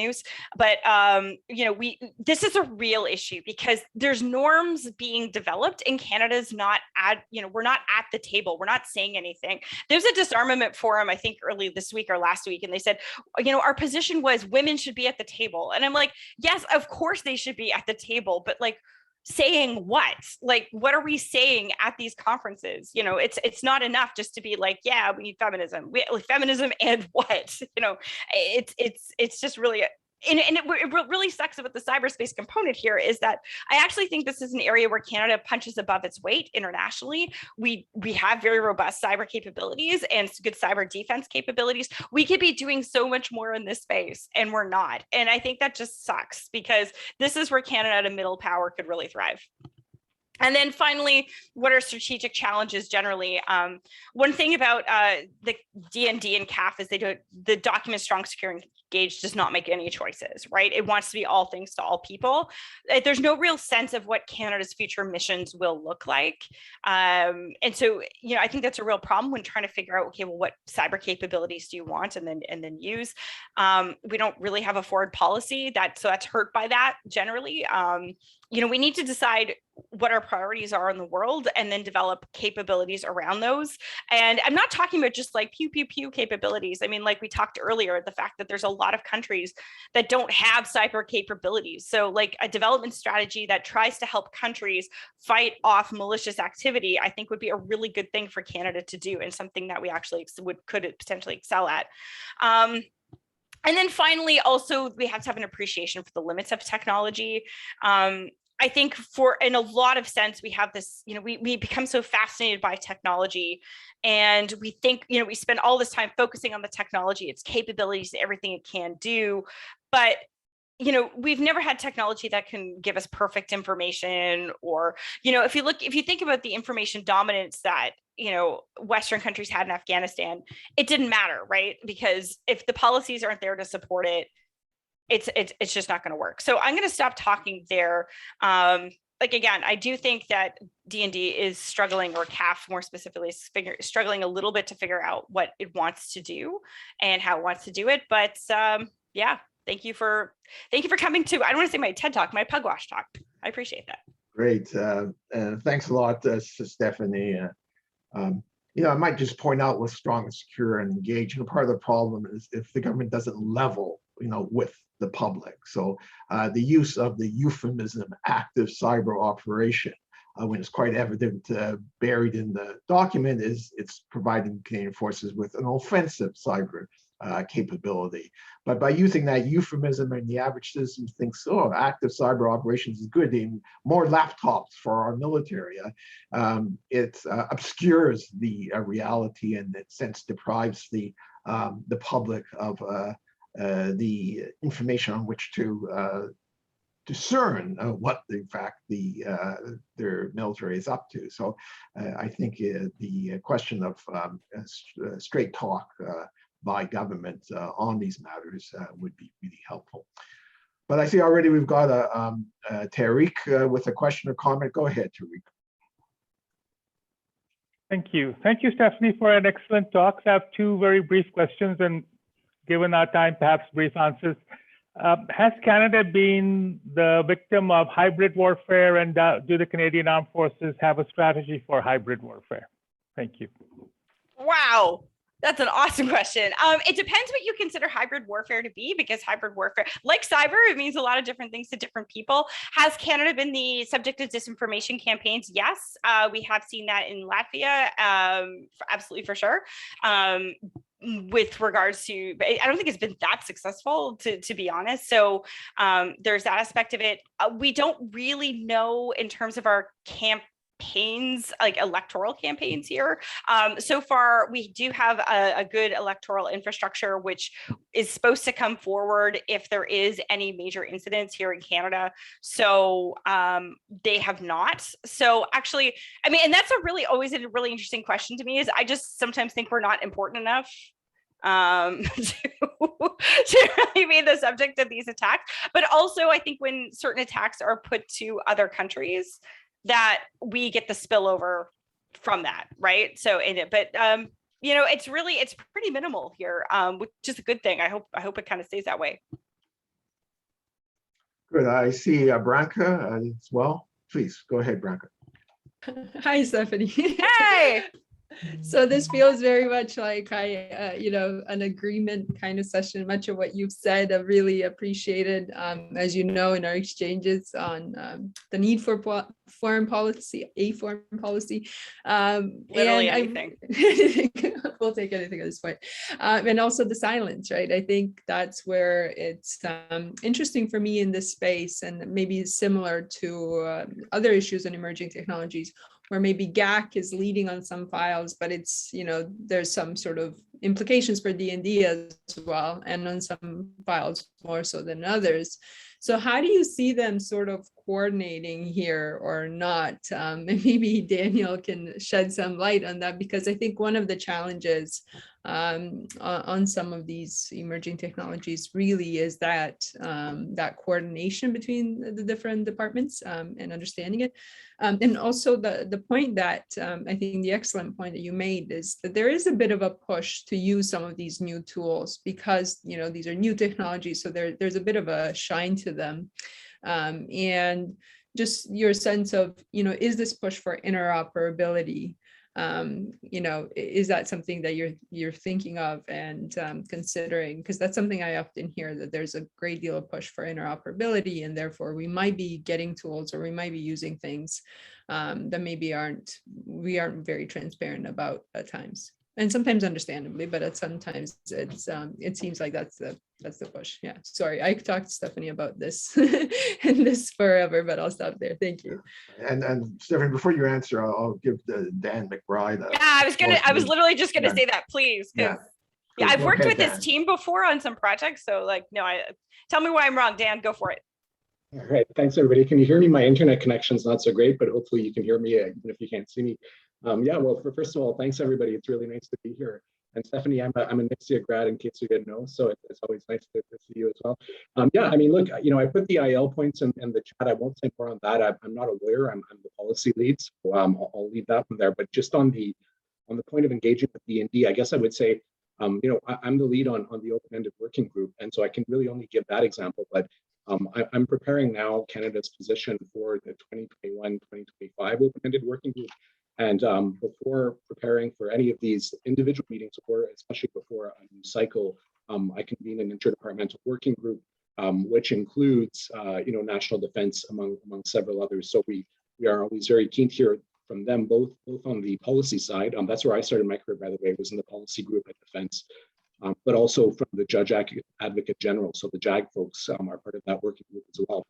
And I guess just to give a sort of a teaser, we've kind of agreed that we'll have 5 of the same main priorities that we did before. So this will all be published in a position paper that will go on the new open-ended working group site in December. But international law capacity building will be one, gender will be one, norms will be one, and engaging civil society will be another one, actually. And that's kind of why I'm here. And we've done a lot of work on that. Allison can say more.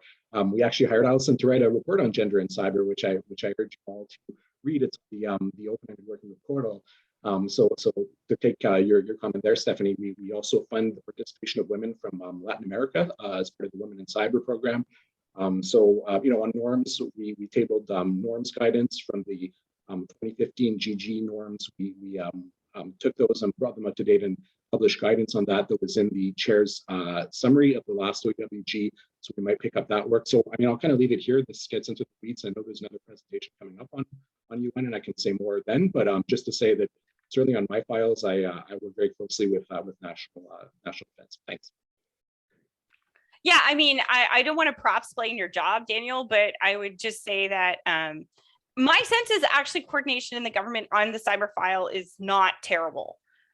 Particularly in relation to our allies, where you hear horror stories with the US and UK that a lot of it's been diffused across many different kinds of responsibility. Canada, we still remain a little bit more nimble, which is why I think actually C59 made that super important, because which is the bill, if you look at the CSE Act in particular, because if Canada is going to be doing certain activities, the foreign minister has to be advised, in some cases has to approve of these things. So you have to have enough people in GAC who actually understand what these things are and what they mean, if you're going to be going down that route. In addition, in working with CSE, and Bill can speak more to this, I really do get the impression that that they have a pretty good idea of what their mandate is, and are pretty scared of stepping over lines, or they say, well, look, we just do kind of defensive stuff, and we provide advice, and we don't do policy, and we don't, of course they give input into policy, but not publicly. So they are really, really cautious about roles. So I actually think the coordination, PSC is maybe the little odd duck here, because I don't know, sometimes they're not excluded maybe, but I think it's not too bad. I just wish that the government as a whole was paying, not you, Dan. Dan, I think you're right. I would love your outfit to grow from 4 to 5 people to 30. And I think that we should have a cyber ambassador and all these kinds of things. I think that would just be absolutely ace, but that's not where we've chosen to go. Branka, what I would say to your comments specifically, and thank you so much for being amazing, as you always are, is I think the key here is transparency. D&D, there's just not enough transparency on D&D activities, especially relative to pretty much any other Western democracy. And they keep arguing that, oh, we're special, we're the special unicorn, and we can't have any like legislation or oversight review. And I think that's garbage. Like, I'm sorry, like, you're not unicorns. You are a military, and other militaries have oversight and review, and they do fine. And if you want to start playing around in this space with these new technologies, like, we need to have robust review of these things as well. And CIRA hopefully will that's the National Security Intelligence Review. Oh, I'm speaking too much. Oh my gosh, next panel. I'll stop here. All this to say, this has been awesome. Thank you so much. I don't know if there's more questions. I'm not even the chair here. I'll stop talking. Yes, well, thanks, Stephanie. I know someone can send you in the chat further point. But it's time now to call upon Bill Robertson for his presentation, and also cede the moderating duties to Peggy Mason for the next segment. But over to you, Bill. Hi, good afternoon. Nice to see a lot of old friends and colleagues here. I thought I'd start with a little bit of background on CSE and the Five Eyes, in case you're not all steeped in this subject as much as some of us may be. I know there's at least one former employee of CSE here, but so for explanation, CSE, the Communications Security Establishment, is Canada's signals intelligence agency, which means that it monitors foreign communications to find intelligence for the government of Canada. And this is known generally as Communications Intelligence Comment, or more broadly, Signals Intelligence, SIGINT, when you're including other types of electronic emissions. CSE is also the home of the Canadian Centre for Cybersecurity, which is the body that provides advice, guidance, and services on cybersecurity for the Government of Canada, and also for selected infrastructures of importance to the Government of Canada, which can be things like other levels of government and critical infrastructure providers. And thirdly, it is, since the passage of the CSE Act in 2019, it is mandated to conduct offensive cyber operations, what they refer to in the Act as active cyber operations and defensive cyber operations. The Five Eyes, of course, are the United States, UK, Canada, Australia, and New Zealand. And I'm going to focus on the relations with the signals intelligence agencies in the Five Eyes, rather than more broadly the kind of other kinds of security intelligence, law enforcement cooperation that gets put under that rubric these days. I'd also just make a couple notes on terminology. We all are bringing our own terminology to this. I think I'm using I'll probably end up falling into the kind of breakdown of computer network operations that is, I think, quite commonly used, in which intelligence operations are known as computer network exploitation, or CNE. And then offensive operations are computer network attack, CNA, and defensive activities in the cyberspace are computer network defense, CND. And so those are the breakdown I'll probably be using. And I think it's an important and valuable distinction between intelligence operations and other kinds of offensive operations that would constitute attacks of some sort, because we sometimes roll those together. And if China steals some information about personnel in the government of the United States, it gets called a cyber attack. Well, is that an attack? It's just intelligence activities going on. Now, that's kind of distinction that I think works in this area anyway. So the Five Eyes signals intelligence agencies have been working together since really during the Second World War and ever since. And they started out with monitoring radio communications and cable messages and so forth, and also providing communications security advice to their own governments about how to prevent other governments from monitoring their own communications. So they had these twin mandates.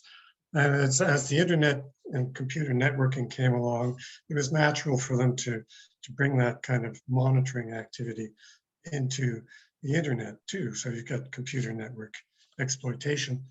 But it was also a change for them in that it also moved them into the area of actually hacking into other people's information technology, into collecting information from their servers and other forms of storage media, so that they weren't just collecting communications that were being sent from one place to another. They were actually going out there, finding stored information and stealing it. And so that was a change to the way they operated that came in with the introduction of network computing, and their ComSec mandates also expanded to include information technology security. And because they have that kind of expertise, really, they became the agencies that then moved into the field of computer network attack, because they had the capability to infiltrate computer systems in any case. So, but that's a further evolution from intelligence agencies into covert action agencies.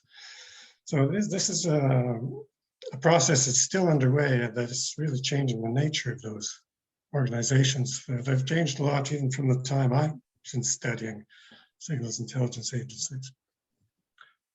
So what implications does all this have for the questions of global cybersecurity regime that serves Canada and global interests?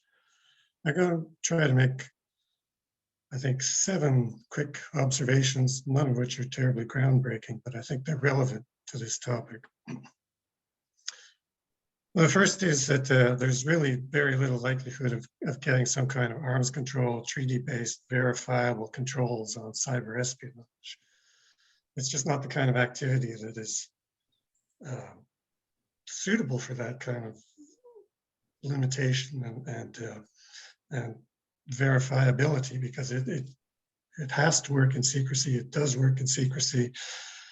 It's not going to happen, and neither are we going to see an end to intelligence gathering for reasons that are some bad and some good. I mean, intelligence is important to our security and contributes to in many ways, even if that doesn't put it above criticism for much of what is done.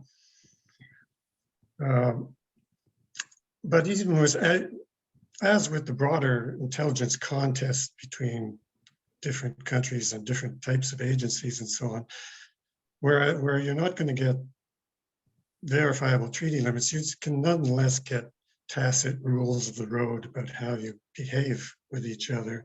And you can also get self-restraint, which can include legal forms of self-restraint, and as well as recognition of your international law obligations, and also what may be brought into statute in domestic law. And so you can, I'm not saying that you can't have real limitations and valuable limits on what can be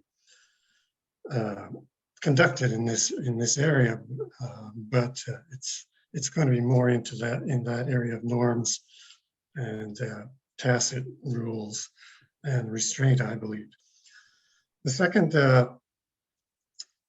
proposition is that technologically there's not a whole lot of difference between CNE, computer espionage, exploitation, and computer network attack capabilities.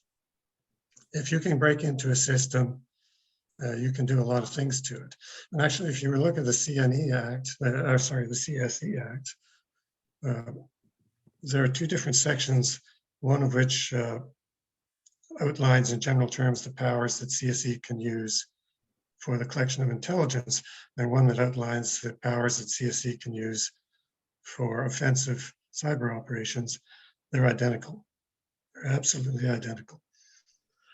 And that's my favorite example of how much these overlap. It's really what you're doing when you finally get there. And that can be as little as a single keystroke or even what the purpose was for why you broke in. And so for that reason, again, I believe what we're going to see when it comes to limitations on these kind of capabilities is going to be a lot more in the area of tacit rules of the road and self-restraint. And there's a lot that could be potentially done there, I think.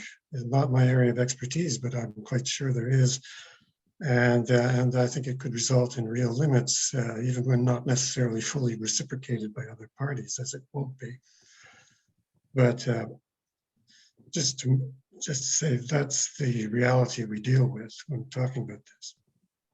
The third proposition is that this highlights the importance of cyber defense and resilience when you're dealing with these capabilities. It's vitally important that we put a great deal of emphasis on protecting the country, the people, our people, other people even, from the Wild West use of these capabilities. And there we will be safer by putting more emphasis on protecting ourselves, is my view. You won't be shutting down CNE, you won't be shutting down CNA, you won't even necessarily want to, but there's a necessity to put a higher emphasis on the defense and resilience side of it, is my view. And one of the factors that comes up by having the signals intelligence agencies dealing with all these issues inside their walls is that there's a danger that defense issues will be sacrificed to the interests of intelligence gathering or other kinds of CNA operations when they're deciding how to prioritize among these things. And that's a factor to be considered. I think that's especially true when you're thinking about a broader global security regime where the interests of people other than just Canadians are something we need to think about. Well, they're not going to be terribly high on the priority list of what CSE thinks about when it's trying to judge how to balance cybersecurity and cyber espionage capabilities. Fourth thing would be that these dynamics also come into play with computer network attack capabilities. There it's kind of interesting that the emphasis of the SIGINT agencies primarily on espionage, on exploitation, means it may have some slight restraining effect on their enthusiasm for the computer network attack end of the business, because that kind of thing can end up destroying accesses that you have for intelligence gathering purposes. Once you've gone in and you've used and exploited in a very public way to blow something out, it becomes clear how that's done. And even if you're, say, knocking out terrorist communications, in the past you were maybe listening in on conducting intelligence that was useful otherwise for the security of the country. Now you've stopped and temporarily using that system to communicate, but you've lost your access to what's going on. So there's a potential restraining effect from having the attack capabilities associated with the intelligence organizations there. It may come in. On the other hand, I think there's a recognition and there's a move in certain quarters to try to limit that amount of restraint by moving some of that attack end of the business somewhat out of the signals intelligence agencies themselves, such that partly for that reason that there's a restraining effect. So you see, for example, that Cyber Command in the United States, it would be more the offensive end and not the National Security Agency. And in the United Kingdom, we have now the National Cyber Force, which includes GCHQ, but other agencies as well, including the military, that would be the more offensive side. And GCHQ is still the intelligence side by itself. So Canada also perhaps getting into this dynamic a bit with the Canadian forces, also developing offensive capabilities, but they're very, very low in that process at the moment, very little capability, a long way to go. And certainly at this point, they would rely on CSC through the what's known as Mandate C of CSC's Act, which enables it to provide support to other agencies such as the Canadian Forces and also CSIS for its threat reduction measures. But there's a possibility that even there in CSIS, they may develop their own capabilities too, that if CSE were more restrained. So these are factors to watch for. The fifth thing, I don't know how am I doing on time here. I'm not too bad. Fifth thing is centering policy formulation on these subjects on computer network operations, largely within SIGINT agencies and related military and a few other related actors, is going to lead to prioritization of their point of view on these issues, of their interests on these issues, which is probably going to shortchange broader national and international priorities and goals on these subjects. And I think that Canadian computer network operations policy ought to be subordinate to a broader government vision for the future of global cyberspace and the role of international law and norms in that, and just what kind of cyberspace we would like to see operating for Canada and for the world, for the civil society in the world and so forth. That ought to be the strategic policy within which our computer network operations policy sits and responds to. I'm not sure that that exists right now for Canada, and we can't expect the signals intelligence agencies to supply that context, and we need to have that context for Canada created and be in place. 6 point, centering this policy within the signals intelligence agencies also leads to excessive secrecy about these issues and very great difficulty in discussing them in any concrete way, reduces accountability, limits the ability to conduct any kind of public debate.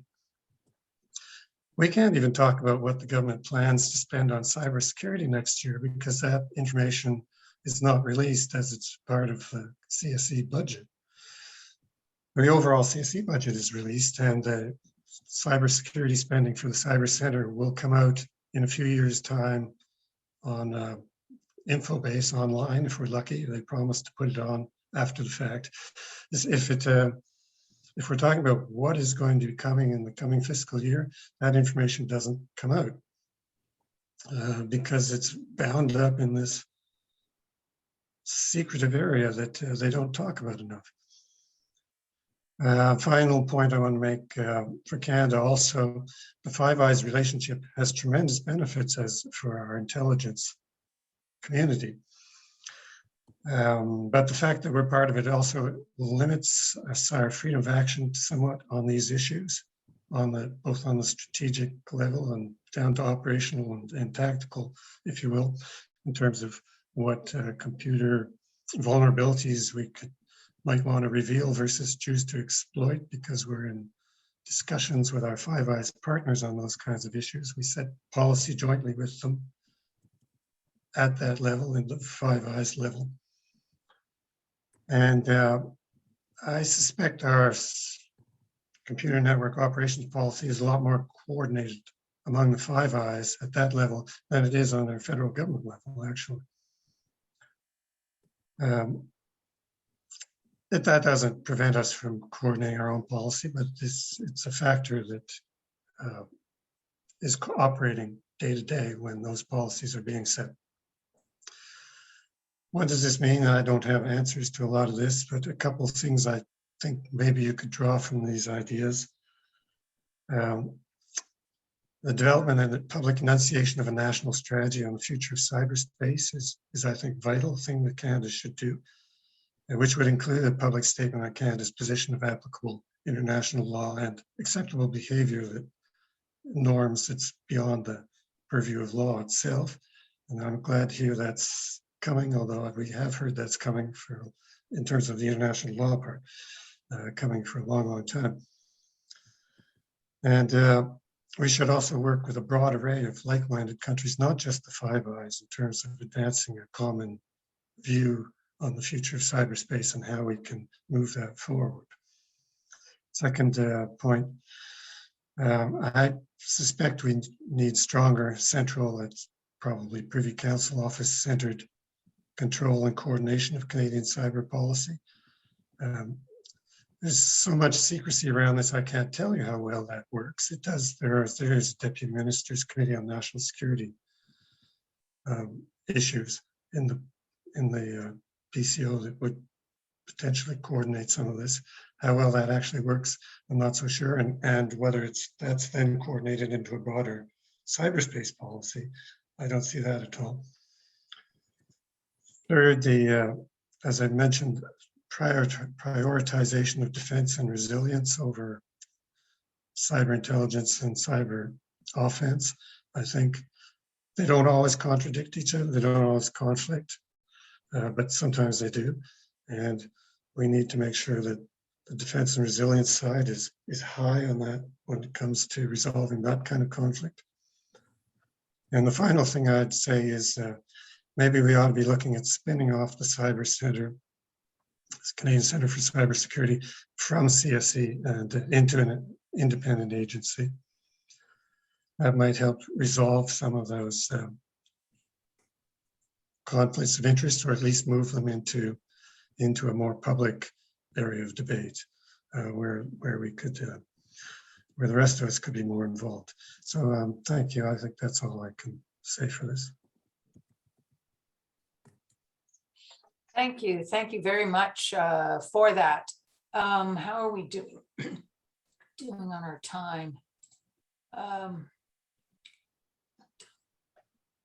We've got time for a few questions. So I see I've got 4 hands up.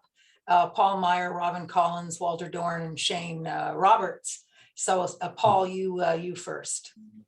Yes, thanks, Bill, for that. And just on your last point, I think it's very important about the spinning off, because among other things, it's actually one of the agreed norms of the UNGGE was that there be no targeting of CERTs, Computer Emergency Response Teams, and that's the Canadian Centre for Cybersecurity is our CERT.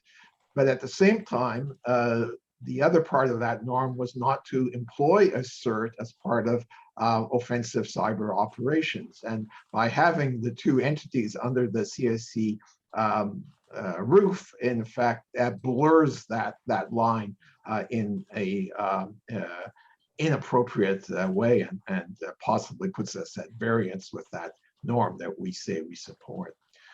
So I just wanted to endorse that and to note that since our first national cybersecurity strategy, we've been calling for a articulation of a cyber foreign policy, and we're still waiting for that articulation publicly to happen. And I very much agree that we shouldn't, that formulation of the foreign policy context should not be left to the intelligence agencies to do. Thank you. Thank you very much for that. I think I'll do what you did before, and I'll take the 4 questions, 3 more now, and then leave hopefully a minute or 2 for Bill to make what comments he wants. So I'll turn to Robin now. Hi, Bill. Thanks for a very interesting conversation starter. I detect, and maybe you can correct me if I'm wrong, but I detect that your belief is generally that limiting or regulating most areas of cyber threat, let's say, is a bit of a lost cause, and therefore focusing on the defensive side is the logical route that's left us. And you noted there's a stabilizing aspect of restraint by others, that may be the positive outcome of this approach. So the analogy I'm asking about is with ballistic missile defense, wherein what we see is the development of the defensive capabilities can lead to a response of the offensive because of a fear of some vulnerability. Maybe that's a poor analogy, and if so, can you clarify? Is there something different about cyber in this sense that the acceleration or improvement of the defense does not inspire offense by the other? Thanks.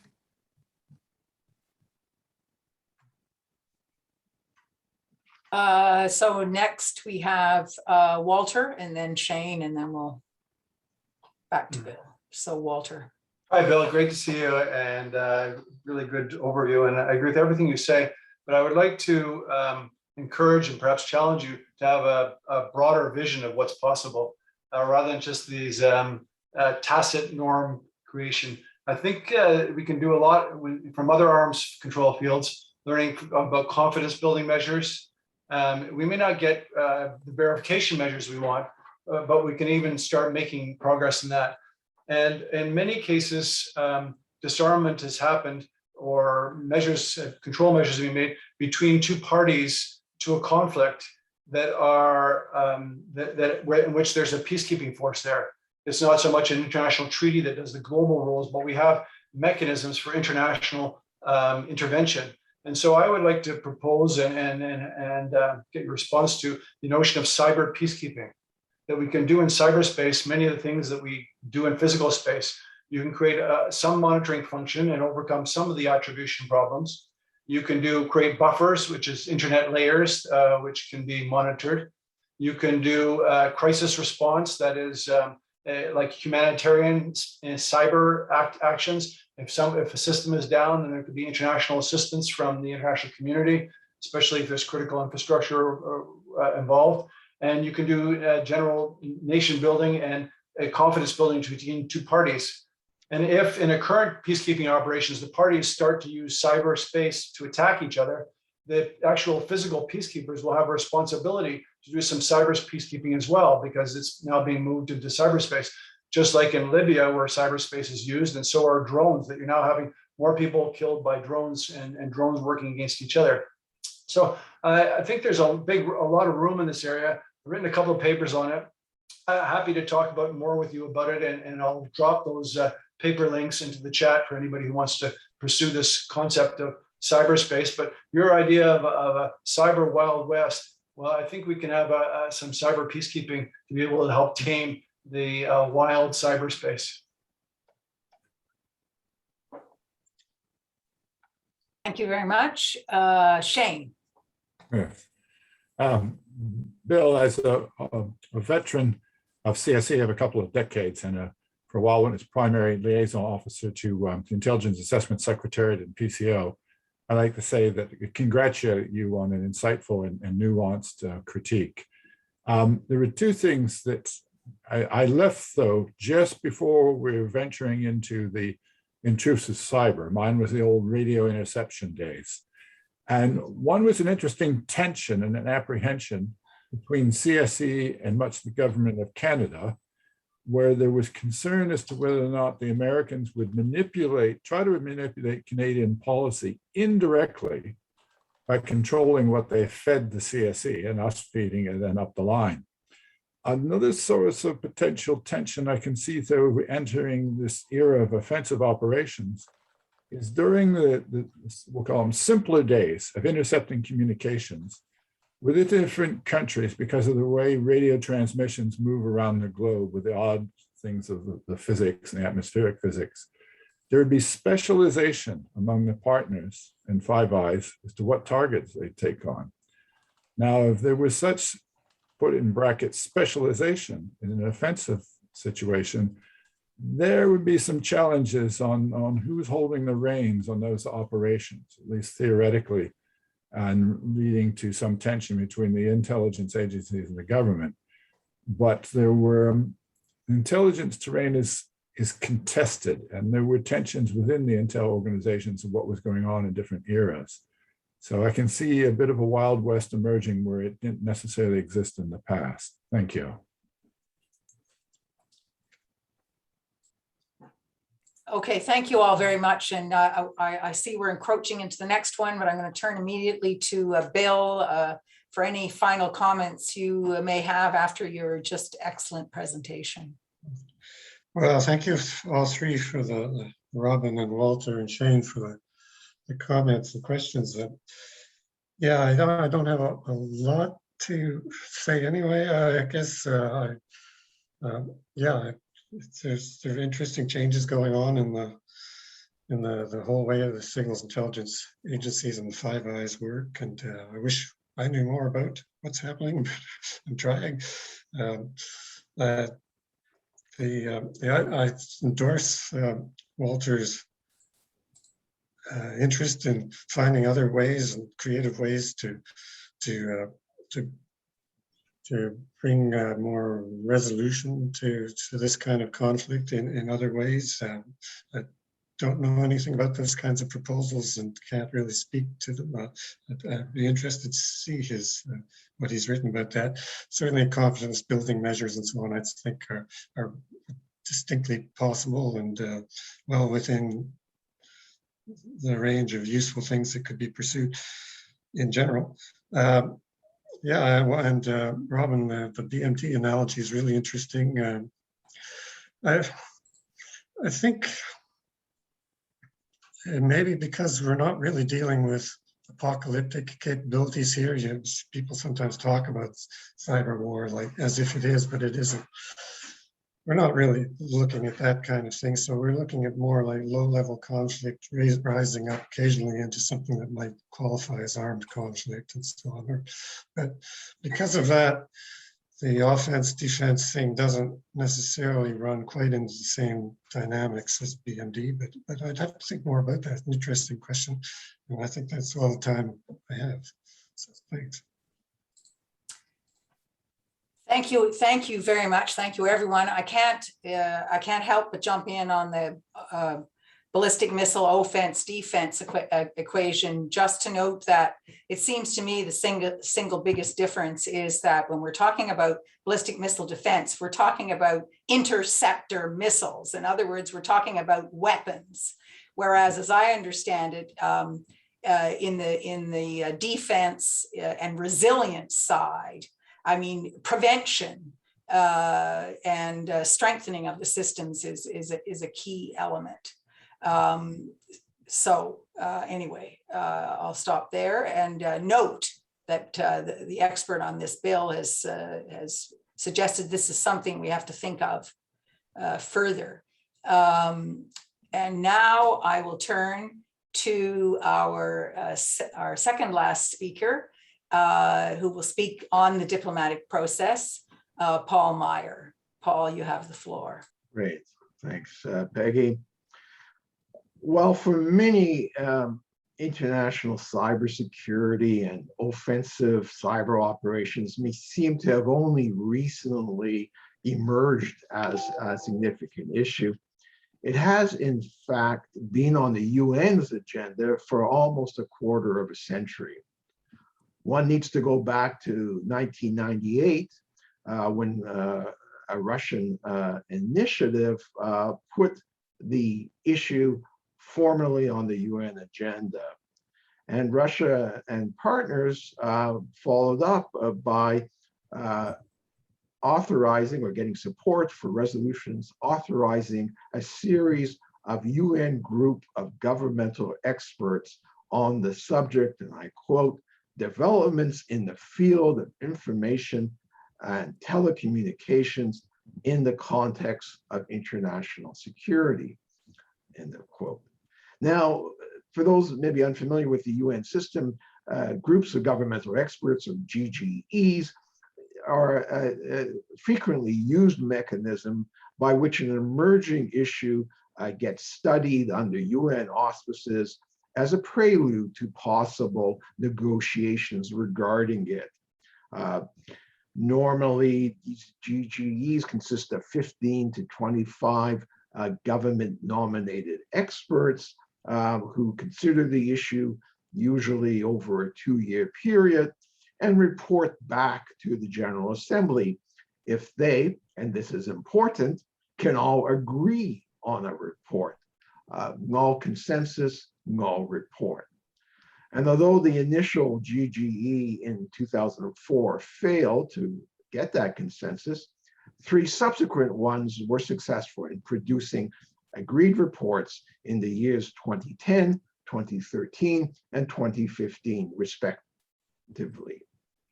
Now, already in the 2010 report, there's recognition that, quote, states are developing information and communication technologies, ICTs, as instruments of warfare and intelligence and for political purposes, end of quote. And the first of the 5 recommendations in that report was, quote, further dialogue among states to discuss norms pertaining to state use of ICTs to reduce collective risk and protect critical national and international infrastructure. End of citation. So already in 2010, you have this concept of norms of responsible state behavior in cyberspace emerging as the focus. Now, at this stage, the UN GGE process served as a primary vehicle for the intergovernmental discussion of cybersecurity norms. This reflected both a recognition that given the universal nature of the internet, the UN context for developing norms of conduct made sense, as well as the fact that this GGE process seemed to be making progress. 2013 report, for example, made the recognition that existing international legal norms do apply to state practice. Specifically, quote, the application of norms derived from international law relevant to the use of ICTs by states is an essential measure to reduce risks to international peace, security, and stability. It was the 2015 report, however, which represented something of a high water mark for the enumeration of what norms of responsible state behavior would consist of.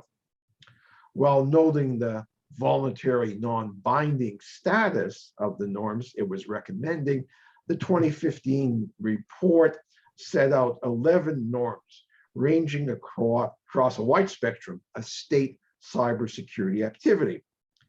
Prominent among these norms was one specifying that, quote, a state should not conduct or knowingly support ICT activity contrary to its obligations under international law that intentionally damages critical infrastructure to provide services to the public, end of quote. In a similar vein, authorized cyber emergency response teams were to be immune from attack and also were to be excluded from engagement in malicious international activity undertaken by a state. States were also encouraged to, quote, engage in responsible reporting of ICT vulnerabilities and share associated information on available remedies to such vulnerabilities. Given the rising publicity and concerns raised by malicious state activity during the 2014-2015 period in which the GGE was active, these recommendations appear to set a relatively high standard for state conduct and an emphasis on the potential of cooperative measures to help, quote, build an open, secure, stable, accessible, and peaceful ICT environment, end of citation. The promising result of the 2015 GGE proved elusive when it came to states actually embracing its recommendations.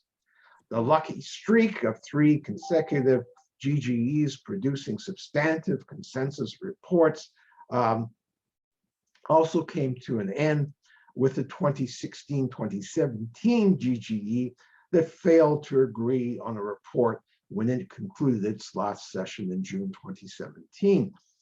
Although the opaque nature of these GGEs, which meet behind closed doors and normally only issue a report at the end of the proceedings if they can agree upon one, makes it difficult to ascertain the specific stumbling block.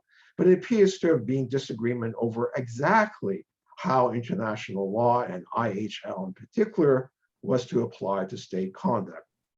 As one analyst remarked, quote, while Washington wanted to further develop how concepts such as neutrality, proportionality, and distinction might constrain cyber conflict, Moscow and Beijing saw Washington trying to find justifications in international law for the use of cyber means during a conflict, or of conventional means as a way to respond to cyber conflict, leading to destabilizing activity.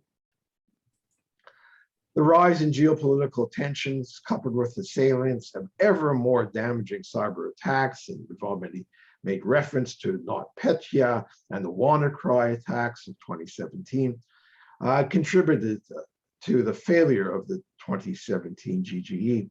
But these came back, these tensions, with a vengeance during the 2018 session of the UN General Assembly's first committee. The tradition hitherto of consensus resolutions on international cybersecurity policy broke down. And we had Russia and the United States respectively submitting competing resolutions, setting out different processes for future UN work on the subject. The Russian resolution created an open-ended working group, also a common UN mechanism, which, as the title suggests, is open to any interested UN member state to participate within, to pursue development of norms. The US resolution, on the other hand, adhered to the previous pattern of limited membership GGEs. Although considerations of coherence and economy would have militated in favor of negotiations to produce a single compromise resolution, antagonism between the chief sponsors was such that this didn't happen. The first committee ended up adopting both resolutions, thus creating two parallel and competing processes at the UN level, which hardly helped the goal of building an international consensus on a set of norms of responsible state behavior. Both process, in part due to very able chairing and despite pandemic-related delays, were successful in producing consensus reports. The OEWG in March 2021 and the GGE in May 2021. A close reading of these reports, however, suggests that they have not been able to significantly advance the issue of international cybersecurity at the UN. Both reports essentially reaffirm the existing norms set out 6 years earlier in the 2015 GGE report and call for further discussion, as opposed to action, on the chief outstanding issues that have prompted divisions previously, such as the role of international law when applied to state cyber conduct, and whether cyber effects can be considered a use of force or armed attack as enshrined in the UN Charter. More troubling is the complete absence of the concept of accountability in the reports, despite several proposals having been made during the OEWG for the establishment of review mechanisms that would provide a basis for monitoring and holding states to account for their cyber actions. There was no actionable guidance provided as to how the UN should carry forward its work on cybersecurity. A group of states did put forward a proposal for a program of action, one element of which would be to establish a permanent forum at the UN for consideration of cyber issues, but this proposal did not gain universal support and was not endorsed as part of the consensus final report. Non-governmental stakeholders such as civil society and the private sector were politely acknowledged in the report, but were given no assurance that they would have any sustained and meaningful input into any future deliberations. In a move that several observers felt was inappropriate, given that the OEWG had yet to conclude its work and issue a report, Russia led a successful initiative in the fall of 2020 to establish an OEWG Mark II, if you will, with an extended timeframe from 2021 to 2025, and essentially the same mandate. The UN seems locked in a protracted discussion of international cybersecurity that remains ad hoc and divorced from any institutional forum capable of taking action. This despite the ever-increasing magnitude and scope of offensive cyber operations, or what the GGEs tend to euphemistically refer to as malicious cyber activity, without a willingness of states to cooperate in sustaining cyberspace as a peaceful ICT environment, as that GGE goal was expressed, the negative impact on human security, the well-being of individuals and communities will only grow. I don't want to end my remarks on a pessimistic note, so I would like briefly to refer to the increased engagement of the private sector and civil society in efforts to press states into policies of restraint and responsibility.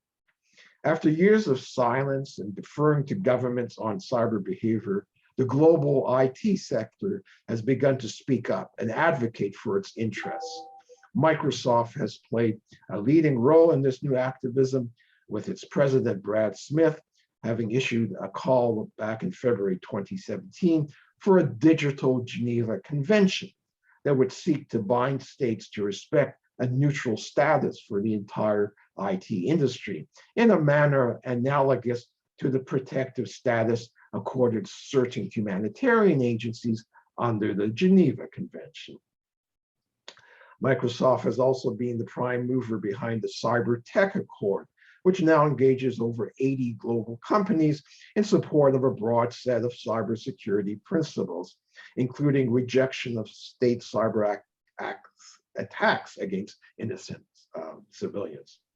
Civil society is also finally finding its voice on the issue of state conduct in cyberspace. At the same 2018 UN General Assembly First Committee session that produced the rival resolutions on cybersecurity, 11 civil society organizations endorsed a statement expressing their concern, quote, about the growing militarization of cyberspace and supportive of solutions that move the global community closer to cyber peace. Finally, in this area, I would want to refer to the Paris Call for Trust and Security in Cyberspace, launched in November 2018. And here, a short set of principles was endorsed by a wide array of states, IT industries and companies, civil society groups, etc. And it is a good expression of multi-stakeholder engagement. But unfortunately, when you look at the states that have endorsed its principles, there are many conspicuous absences: US, Russia, China, India, Brazil, Iran, Indonesia, several others, which of course calls into question whether the states are willing, in fact, to uphold the sorts of calls of restraint that the Paris Call has made. So for those who care about the future of cyberspace and whether it will be possible to preserve it as a peaceful environment, rather than see it transformed into a war-fighting domain, the current situation has to be disquieting. Clearly, an escalation in geopolitical tensions between leading cyber powers, the growing militarization of cyberspace, including more states acknowledging and proclaiming that they possess offensive cyber capabilities, doesn't augur well for states agreeing on and abiding by a set of norms that would constrain, to some degree, their operations. At the same time, the higher profile being given to damaging cyber activity on the part of state and non-stakers alike, state actors alike, has prompted greater public attention to and engagement with this problem. It has spurred a variety of stakeholders to invest in the development of their own proposals for norms of responsible state behavior and seek support for them in the wider community. While the non-governmental entities have contributed, in the end, it will be states that will need to accept their norms of responsible state behavior. And in conclusion, I would just want to note Canada's role in this. Canada's been quite active in the OEWG. It has supported human-centric and gender-sensitive policies and has tried to contribute practical enumerations about how these norms from 2015 should be put into practice. It has also supported the program of action that I referred to, but it hasn't yet explained how it intends to move that program of action forward. As I know that there's an existing OEWG that's going to go on for 4 years. Frankly, I don't think the international community can afford to wait another 4 years before actually agreeing on some meaningful cyber restraint issues. And I think there is clearly an urgent need for some institutional manifestation about cyber under UN auspices. ICT for Peace, the organization I'm affiliated with, had set forth a proposal. It's for a cybersecurity committee under the General Assembly to be set up with the support of an office, UN Office of Cyber Affairs. I mean, after practically 23 years that this has been on the UN agenda, it's high time for at least to have a permanent forum to take up these issues. I thank you for your attention and open to any questions or comments. Thank you. Thank you, Paul. Thank you very much for that, I have to say, highly depressing presentation. So I wonder if we have, yes, I see Daniel McBride's got his hand up, so I'll go directly to him. And then if others want to put their hands up, I'll take a few more questions before going to Paul, if there are more. Okay, Daniel, you have the floor. Thanks, Peggy and Paul. Yeah, I mean, a few responses. First of all, I mean, that was a great history of the GG and OEWG. I've only been involved in the last 5 years, but I can answer questions if anyone's interested on those. On accountability, I think Paul's got a good point. There hasn't been much done. It's a controversial issue. It's these groups work by consensus, right? So the only way you get a report is if everybody agrees, and this is an issue where not everybody has agreed. I put in the chat there. There was a 27-country joint statement in 2019 about this, where Canada and a few others who held similar views put something down on paper, which is in the chat. On POA, my colleague Christian Ranger is on the call. He's actually our new head of Dell for POA, and he can maybe jump in if he wants to. But I guess I'll just say this is that there's 53 co-sponsors right now. We're one of them. We've been quite active. We organized an event. Allison put something in the chat. She was one of our speakers on lessons learned from the small arms and light weapons POA that might be relevant to the cyber POA. I put out a paper on how the POA could address gender. Allison fit into that. She's one of, I call her an honorary member of the Canadian delegation, by the way. Otherwise, so here's the status of POA.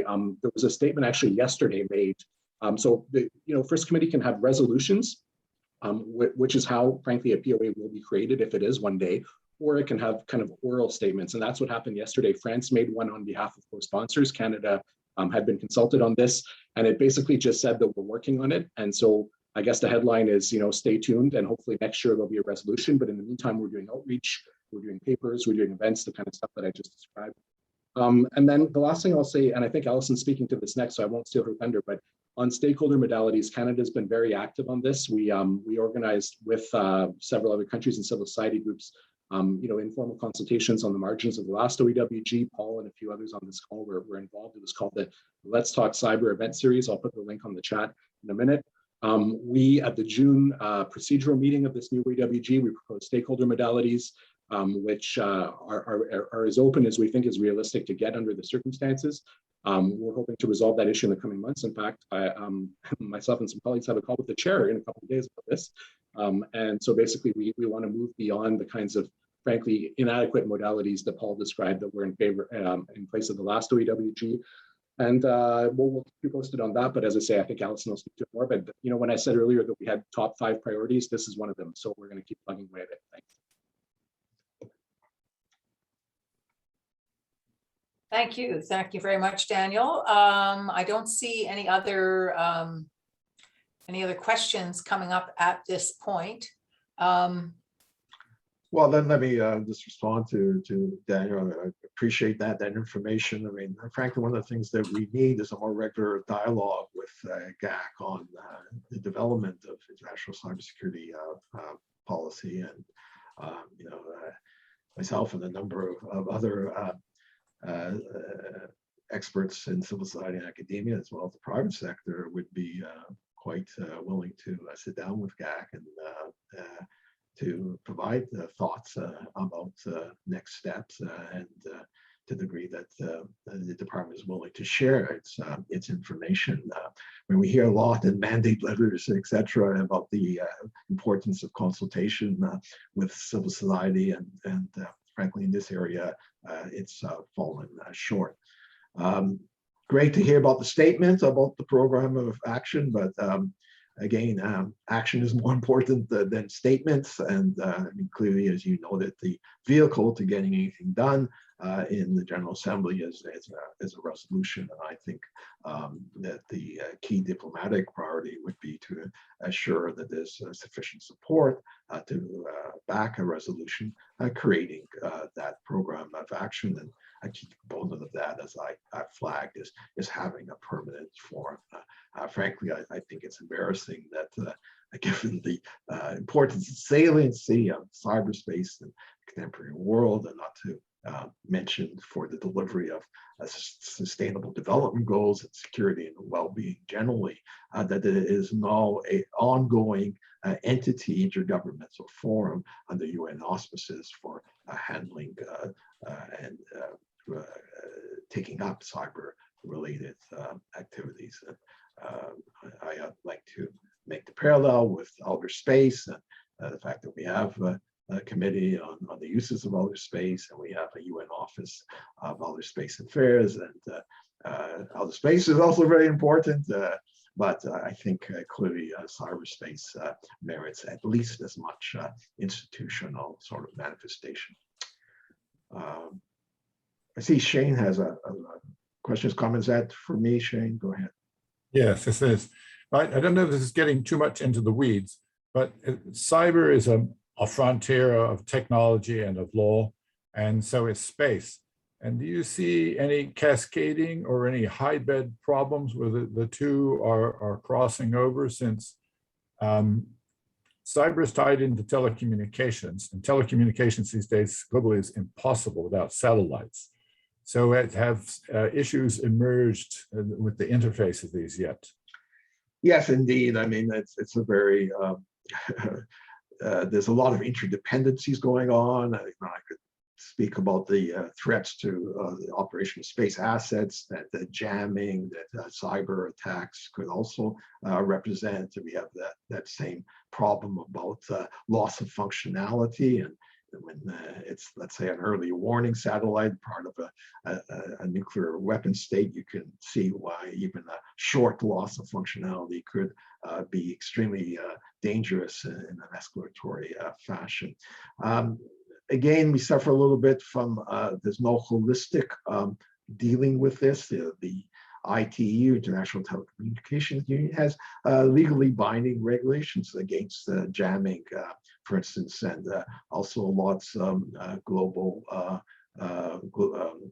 GSO satellite slots. But it's been hard to enforce that. And I think there are parallels, I would say, are important, just in recognizing that these are two areas where in some ways the degree of global commons and where we hope that there could be cooperative measures. An important distinction between the two, as it's already maybe been alluded to, is outer space has a vital foundational treaty, in the Outer Space Treaty, that makes legal obligations on United States parties, whereas we have nothing akin to that in the cyber realm, at least nothing yet. Okay, I think I probably should end there, and Peggy, over to you for our last speaker, I guess.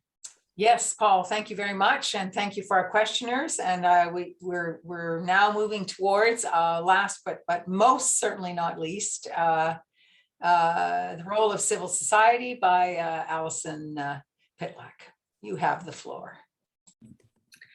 Thank you. All right, bringing it home, I realize that I'm the last speaker today on what has been a very robust and at times dense policy and legal discussion. And I appreciate that attention spans may be waning. Some of you might be eager for dinner. So I do appreciate your staying on for this.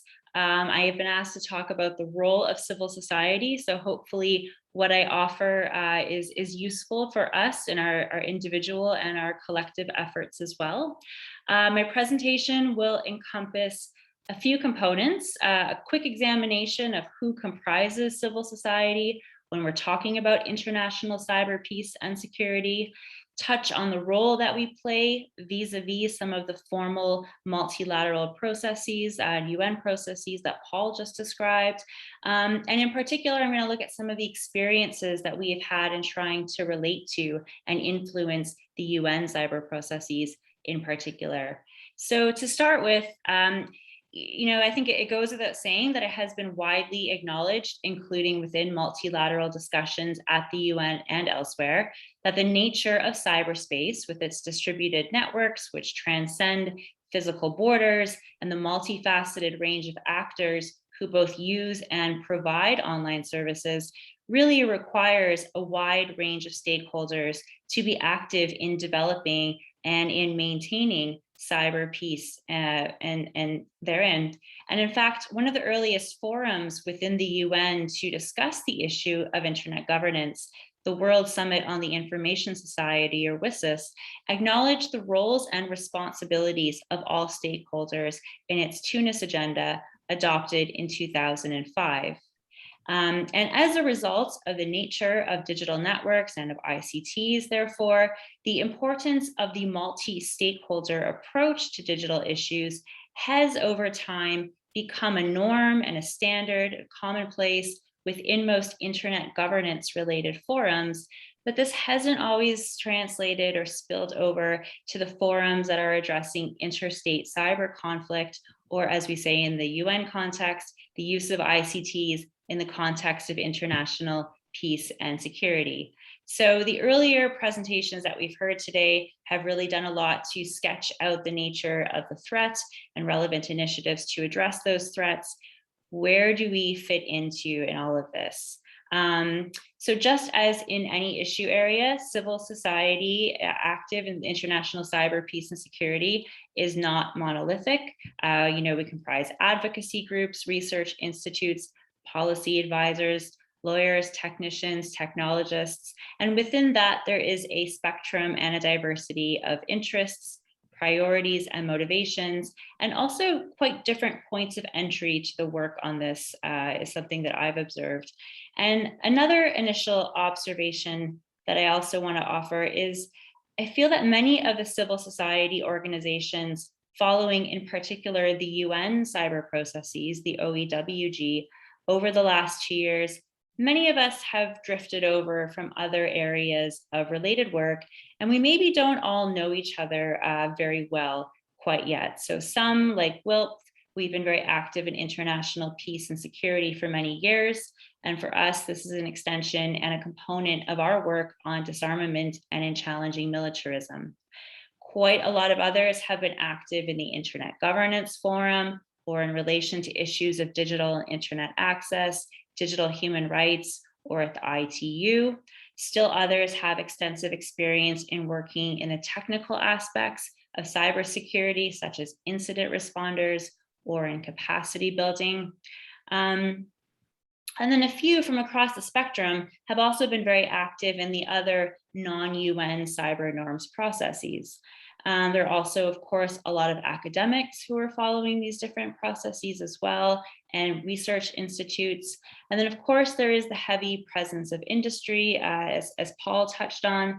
And I think that this has been somewhat interesting, especially for those of us coming from more of a disarmament background or history, where industry has traditionally meant the weapons producers, who we don't often or really engage with, or also for NGOs working more in digital human rights, where there is a lot of concern about repressive software and technology being produced and sold by private companies.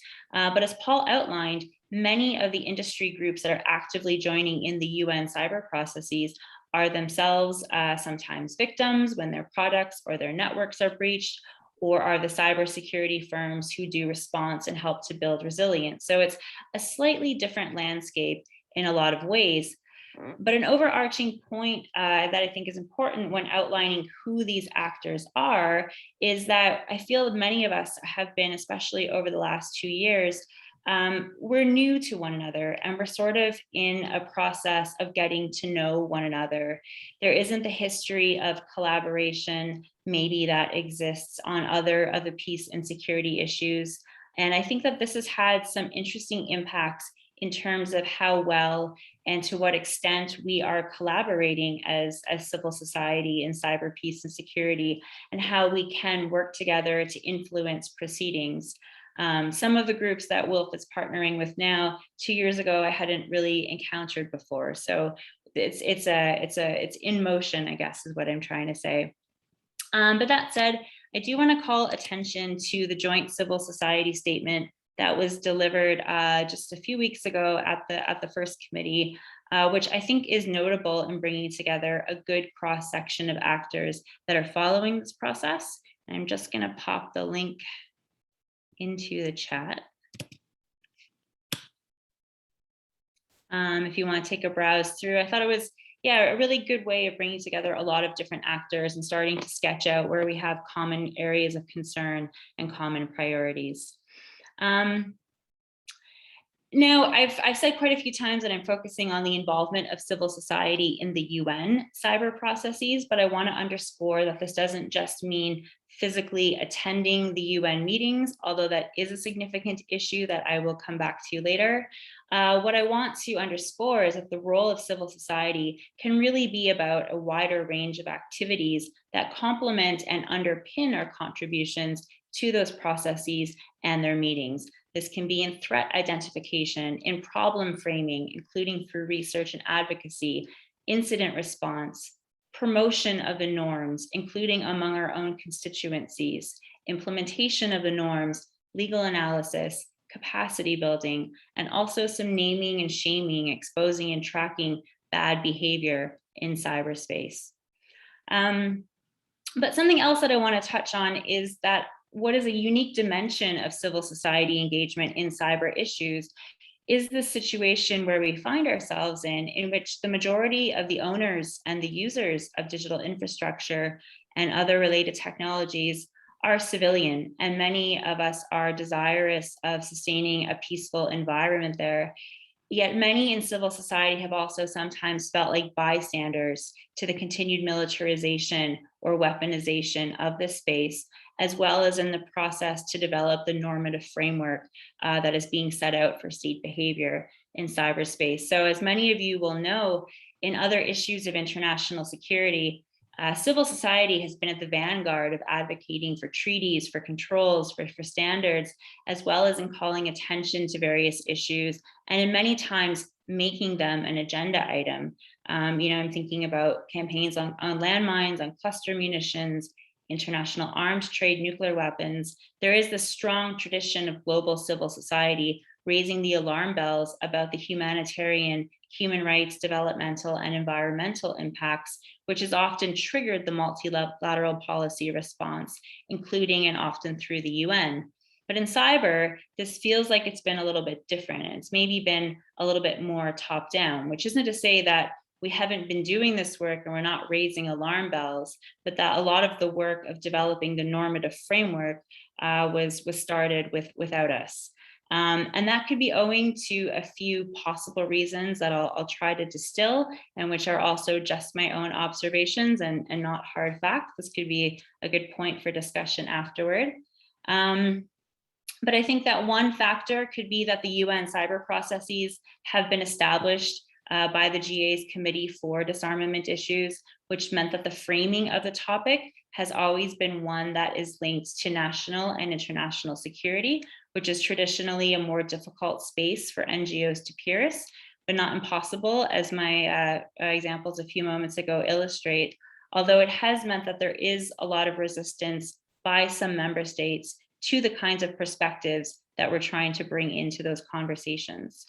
And then another factor could just be the process itself. As Paul explained, the first GGE met in 2004.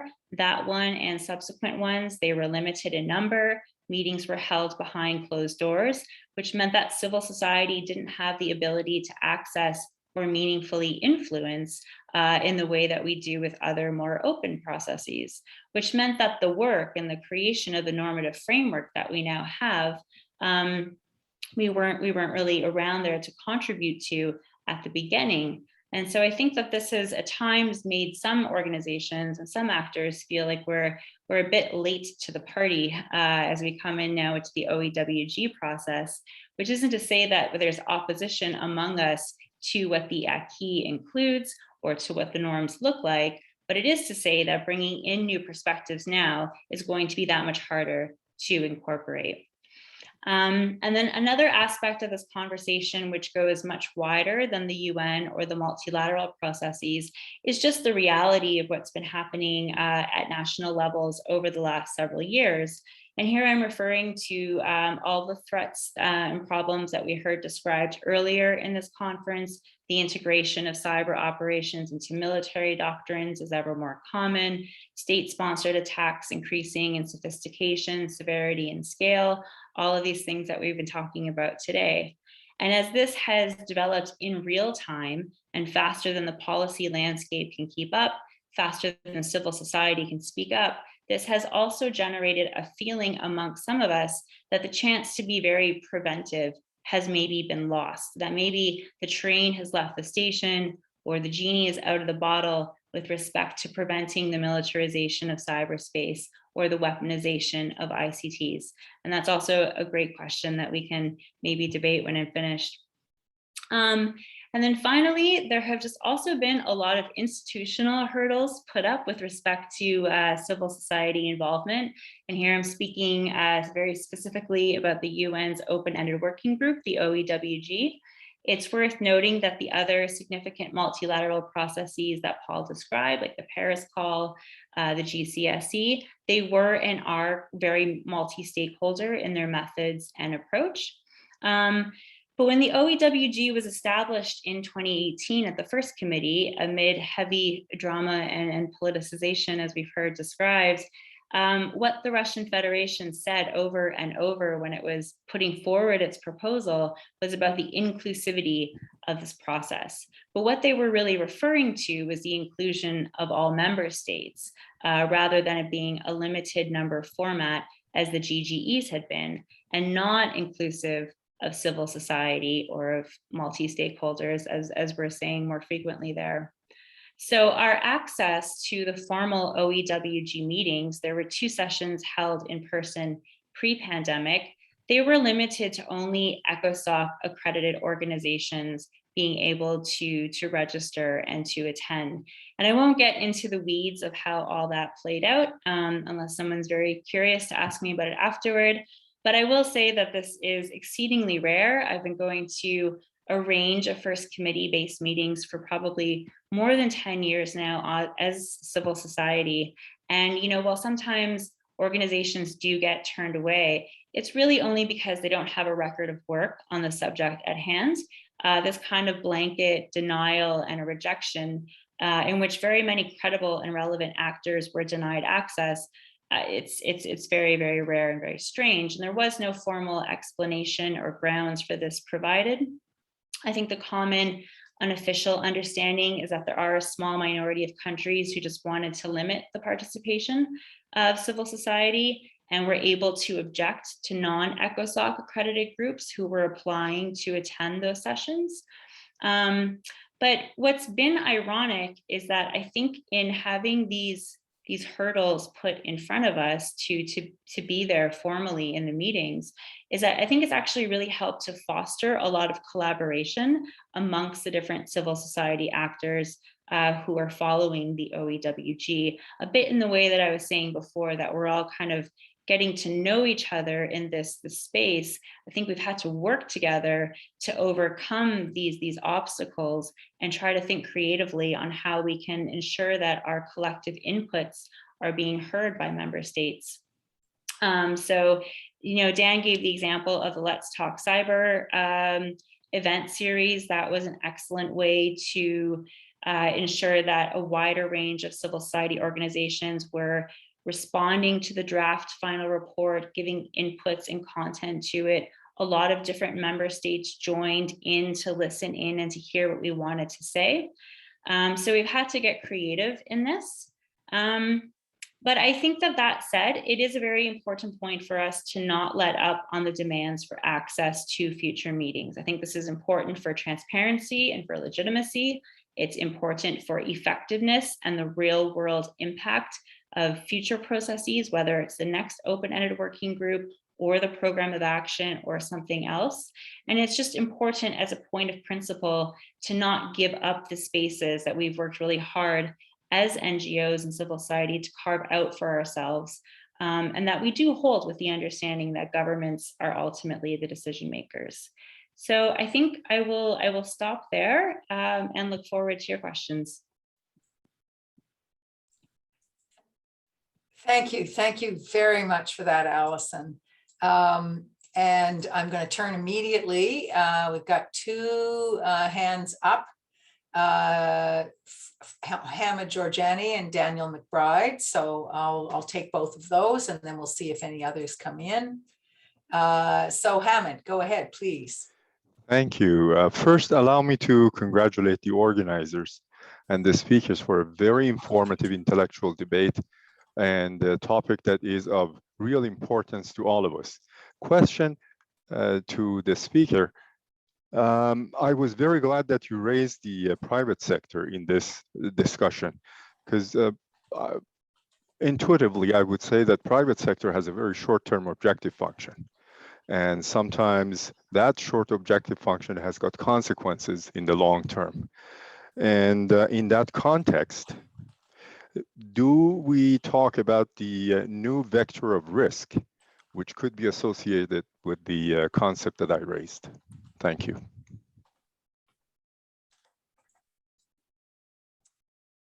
Thank you very much for that. I'll turn to Daniel and then we'll come back to Allison if we don't have more questions. Daniel. Thanks, Peggy, and thanks, Allison. Yeah, I mean, I always found it ironic, to your point, that the open-ended working group, I preferred to put open in quotation marks, because for the reason you just said, it was bizarre, frankly, that from what we heard, one or two states repeatedly vetoed the participation of stakeholders who were not on the ECOSOC list. And that, I referred earlier to the modalities text that we proposed. That's exactly what we're trying to avoid at this new open-ended working group, where we hope that at a very minimum, if a state wishes to block the participation of a stakeholder, they have to identify themselves and offer a rationale. That's at a very minimum. I guess my other comment, we've been talking about this, offline, Allison, is, the Let's Talk Cyber series was excellent, but it was ultimately an out of school event, meaning it wasn't an official UN event. So that was positive because it allowed us to invite who we wanted, which is everybody. But it was negative because not as many states as we would have liked showed up, frankly. And also because it didn't have kind of that official stamp of approval, although we did get the chair to sort of tweet about it and stuff like that. So all that to say, but we're going to try to improve on that in the next process. And I guess what I'll say lastly is that we see, these stakeholder consultations as not just a box checking exercise, but rather as a way to get meaningful input. And I'll give a concrete example of that. At the Let's Talk Cyber event series, I had circulated Canada's norms guidance text in advance. It was discussed at the norms event, which you can view on the link I sent earlier. And then Microsoft sent views on it. And then as well, GPD, Global Partners Digital, combined the views of about 11 or 12 stakeholders, I think, WILP was in there, and I think ICT for Peace was in there. And I looked at that very carefully and frankly incorporated about half of the material that was in there into our revised norms guidance text. And so that's an example of, frankly, as Allison said, it's only states who can table text. That's just a reality. That's how the UN works. But that's how we give you a voice, because there's no other formal way to do it. We did it at the last one, and we plan on doing it again at the next one. Thanks. I've got one, I'm going to take one, if it's okay with you, Allison, if you can keep track there. Oh, there was a hand. Yes, Jessica West and Paul Meyer have got their hands up. We'll see how far we're going here. Jessica. Hi, Allison. Your work on this has been inspiring, and I'm wondering if you have, I guess, lessons learned or suggestions for civil society groups working on other issues, how we can be effective, how we can maybe work together. I'm thinking about the upcoming, most likely space OEWG that I believe will be open, because that's a commitment by the UK government. But I'd love your insights on how to do well at this if you're in civil society.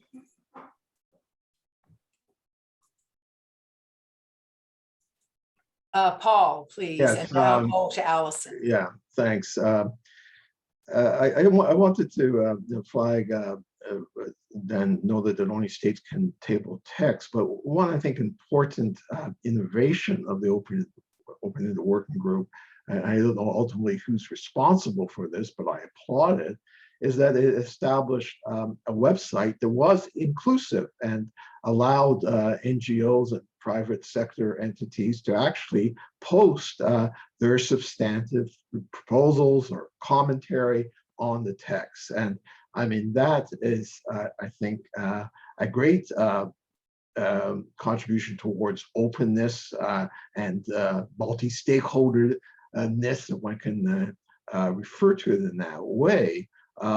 So that even though, strictly speaking, of course, we're not part of an intergovernmental negotiation, at least the ideas stemming from these other stakeholders were able to be shared with the community of interest. And I would hope in any variant going forward that Canada and other like-minded in support of multi-stakeholder involvement would ensure that something similar occurs. So I just wanted to make that point as a positive model. Okay, Allison, I'm going to turn to you. A few interesting questions there. Yes, thank you. Maybe I've got them all written down, but I might go in reverse order. In my rush to try to simplify my remarks and keep to time, I forgot to mention the website. But yes, I agree that that was very well done. Many of you in Canadian Pugwash are familiar with Reaching Critical Will and our website and all the posting that we do. But it was wonderful in this case because the UNODA established a site for the open-ended working group that also uploaded and kept all the documentation and submissions. And as Paul said, there was no discrimination, whether you were civil society, member state, if it was a working paper, whatever it was, they put everything there. So it was neatly accessible to the state. So that was a well done and hopefully to be continued. Not that I don't love our website. Jessica, we could probably have a whole conversation about things to do and things not to do. And I also think that you probably already know a lot of this from all of your engagement around these different processes and forums. But I think something that I forgot to say in my remarks that is also important is I said a lot about what happens at the meetings and the importance of being in the meetings and having, that sort of opportunity for direct interaction and influence. But, the positions that member states are taking to those rooms, those are made at home, right? So I think looking for ways to engage nationally in advocacy or in research or in information sharing is also vitally important. And we shouldn't forget that in our efforts to try to maintain the openness of the UN setting. Dan brought up some things about the future and going forward. Yes, it looks like the next open-ended working group will have its first substantive session in December. We don't know yet what the modalities for civil society access will look like. It will probably be me as the liaison person once again on that. So if you're interested, reach out, but we are hoping that it will be better than in the first open-ended working group. And I know that there's a lot of good ideas going around about if there is a program of action established, how to not only build our contributions into the negotiating process of that, but also recognize the role of stakeholders in the instruments to give that basis for our role in its implementation going forward. And Hamid, I hope I understood your question correctly. You're asking if the involvement of private sector, because of their varying interests in the long term and short term, might represent a new risk vector. I hadn't thought a lot about that before, so I don't have a very clear answer for you. I think maybe, as I said, that civil society, NGOs anyway, we're not monolithic. I'm private sector also isn't, and I think there's been different actors coming in and out of these processes from different perspectives as well. And I think Paul touched on that a little bit in his presentation too.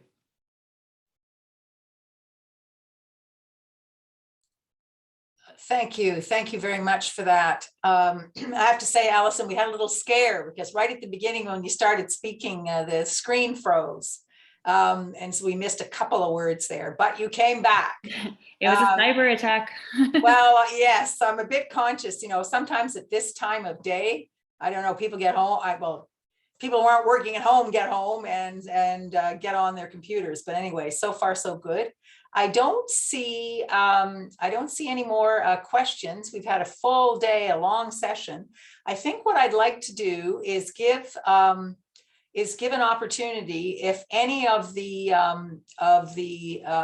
speakers who've done their presentations would like to make a further comment. I'm going to put you on the spot, Craig, and just ask you if there's anything you've heard out of this. I mean, if there's any legal comment you want to make on the legal restraints or the various processes, or actually anything else, that would be appreciated.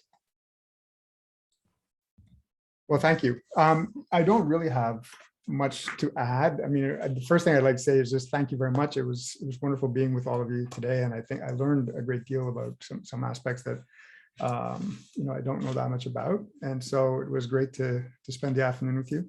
I think on the legal issues, I mean, there was some chat in the chat, and I would just sort of maybe amplify some of the comments that I made in the chat to say that, I think some of the legal issues are really quite complex.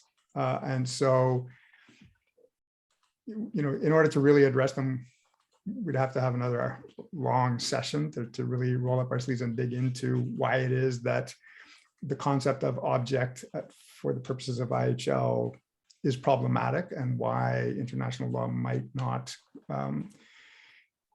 as it's currently understood and constituted, may not apply that well in the cyber context. And people like Michael Schmidt, who I think are quite conservative in this sense, right? I mean, in the sense that they do not think that cyber requires a whole, a new legal regime, or that because it's a new area that we need new laws. I think that, he in particular, and many of the people who are working on the Talon Manual are very conservative in the sense that they think, no, this is a new area, but the old law will work just fine and can be adapted. But nonetheless, recognize that there are a few things, a few concepts that are unique or particular to the cyber context that make the application of existing law difficult, right? And given the current language of the law, it's difficult. There's not an easy answer to that. We're not about to amend the additional protocol of the Geneva Conventions. As others have said, there's not about to be a convention dealing with cyber war. So these are problems that countries are struggling with. And I think, to the point that people were making about the GGE, there's a reason why there was agreement that international law applies, but not agreement on how it applies. I mean, because precisely how it applies is the whole ball of wax. So I'll leave it there, but hopefully there'll be another occasion to sort of dig deeper into the weeds of international law as it applies. So thanks again. Thank you very much for that. And yes, I think that, I mean, I'm a lawyer, so I'm biased in terms of being interested in the discussion of the legal aspects. But I do think that one can imagine a dedicated session and maybe a document coming out of it that goes into these issues more, further.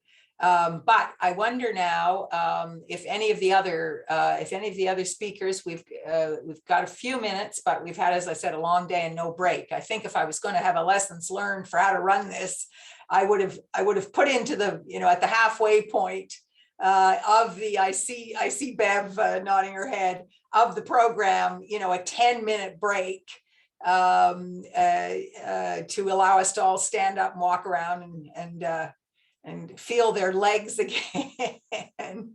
But that's a lesson. That's a lesson for the future.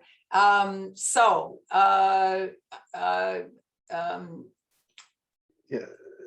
Anyone, Paul, do you have a comment? Well, I'm cautious of the time, and yeah, obviously part of maybe the reason we should have, as you say, put in a health break. I guess part of the dilemma here is that would extend the overall time of the session. I already felt nervous going over the 2-hour amount, but frankly, when I in setting out the list of topics that really merited some discussion, I thought we couldn't do it in less time, and to give some justice, obviously an adequate amount of justice, to each of these themes.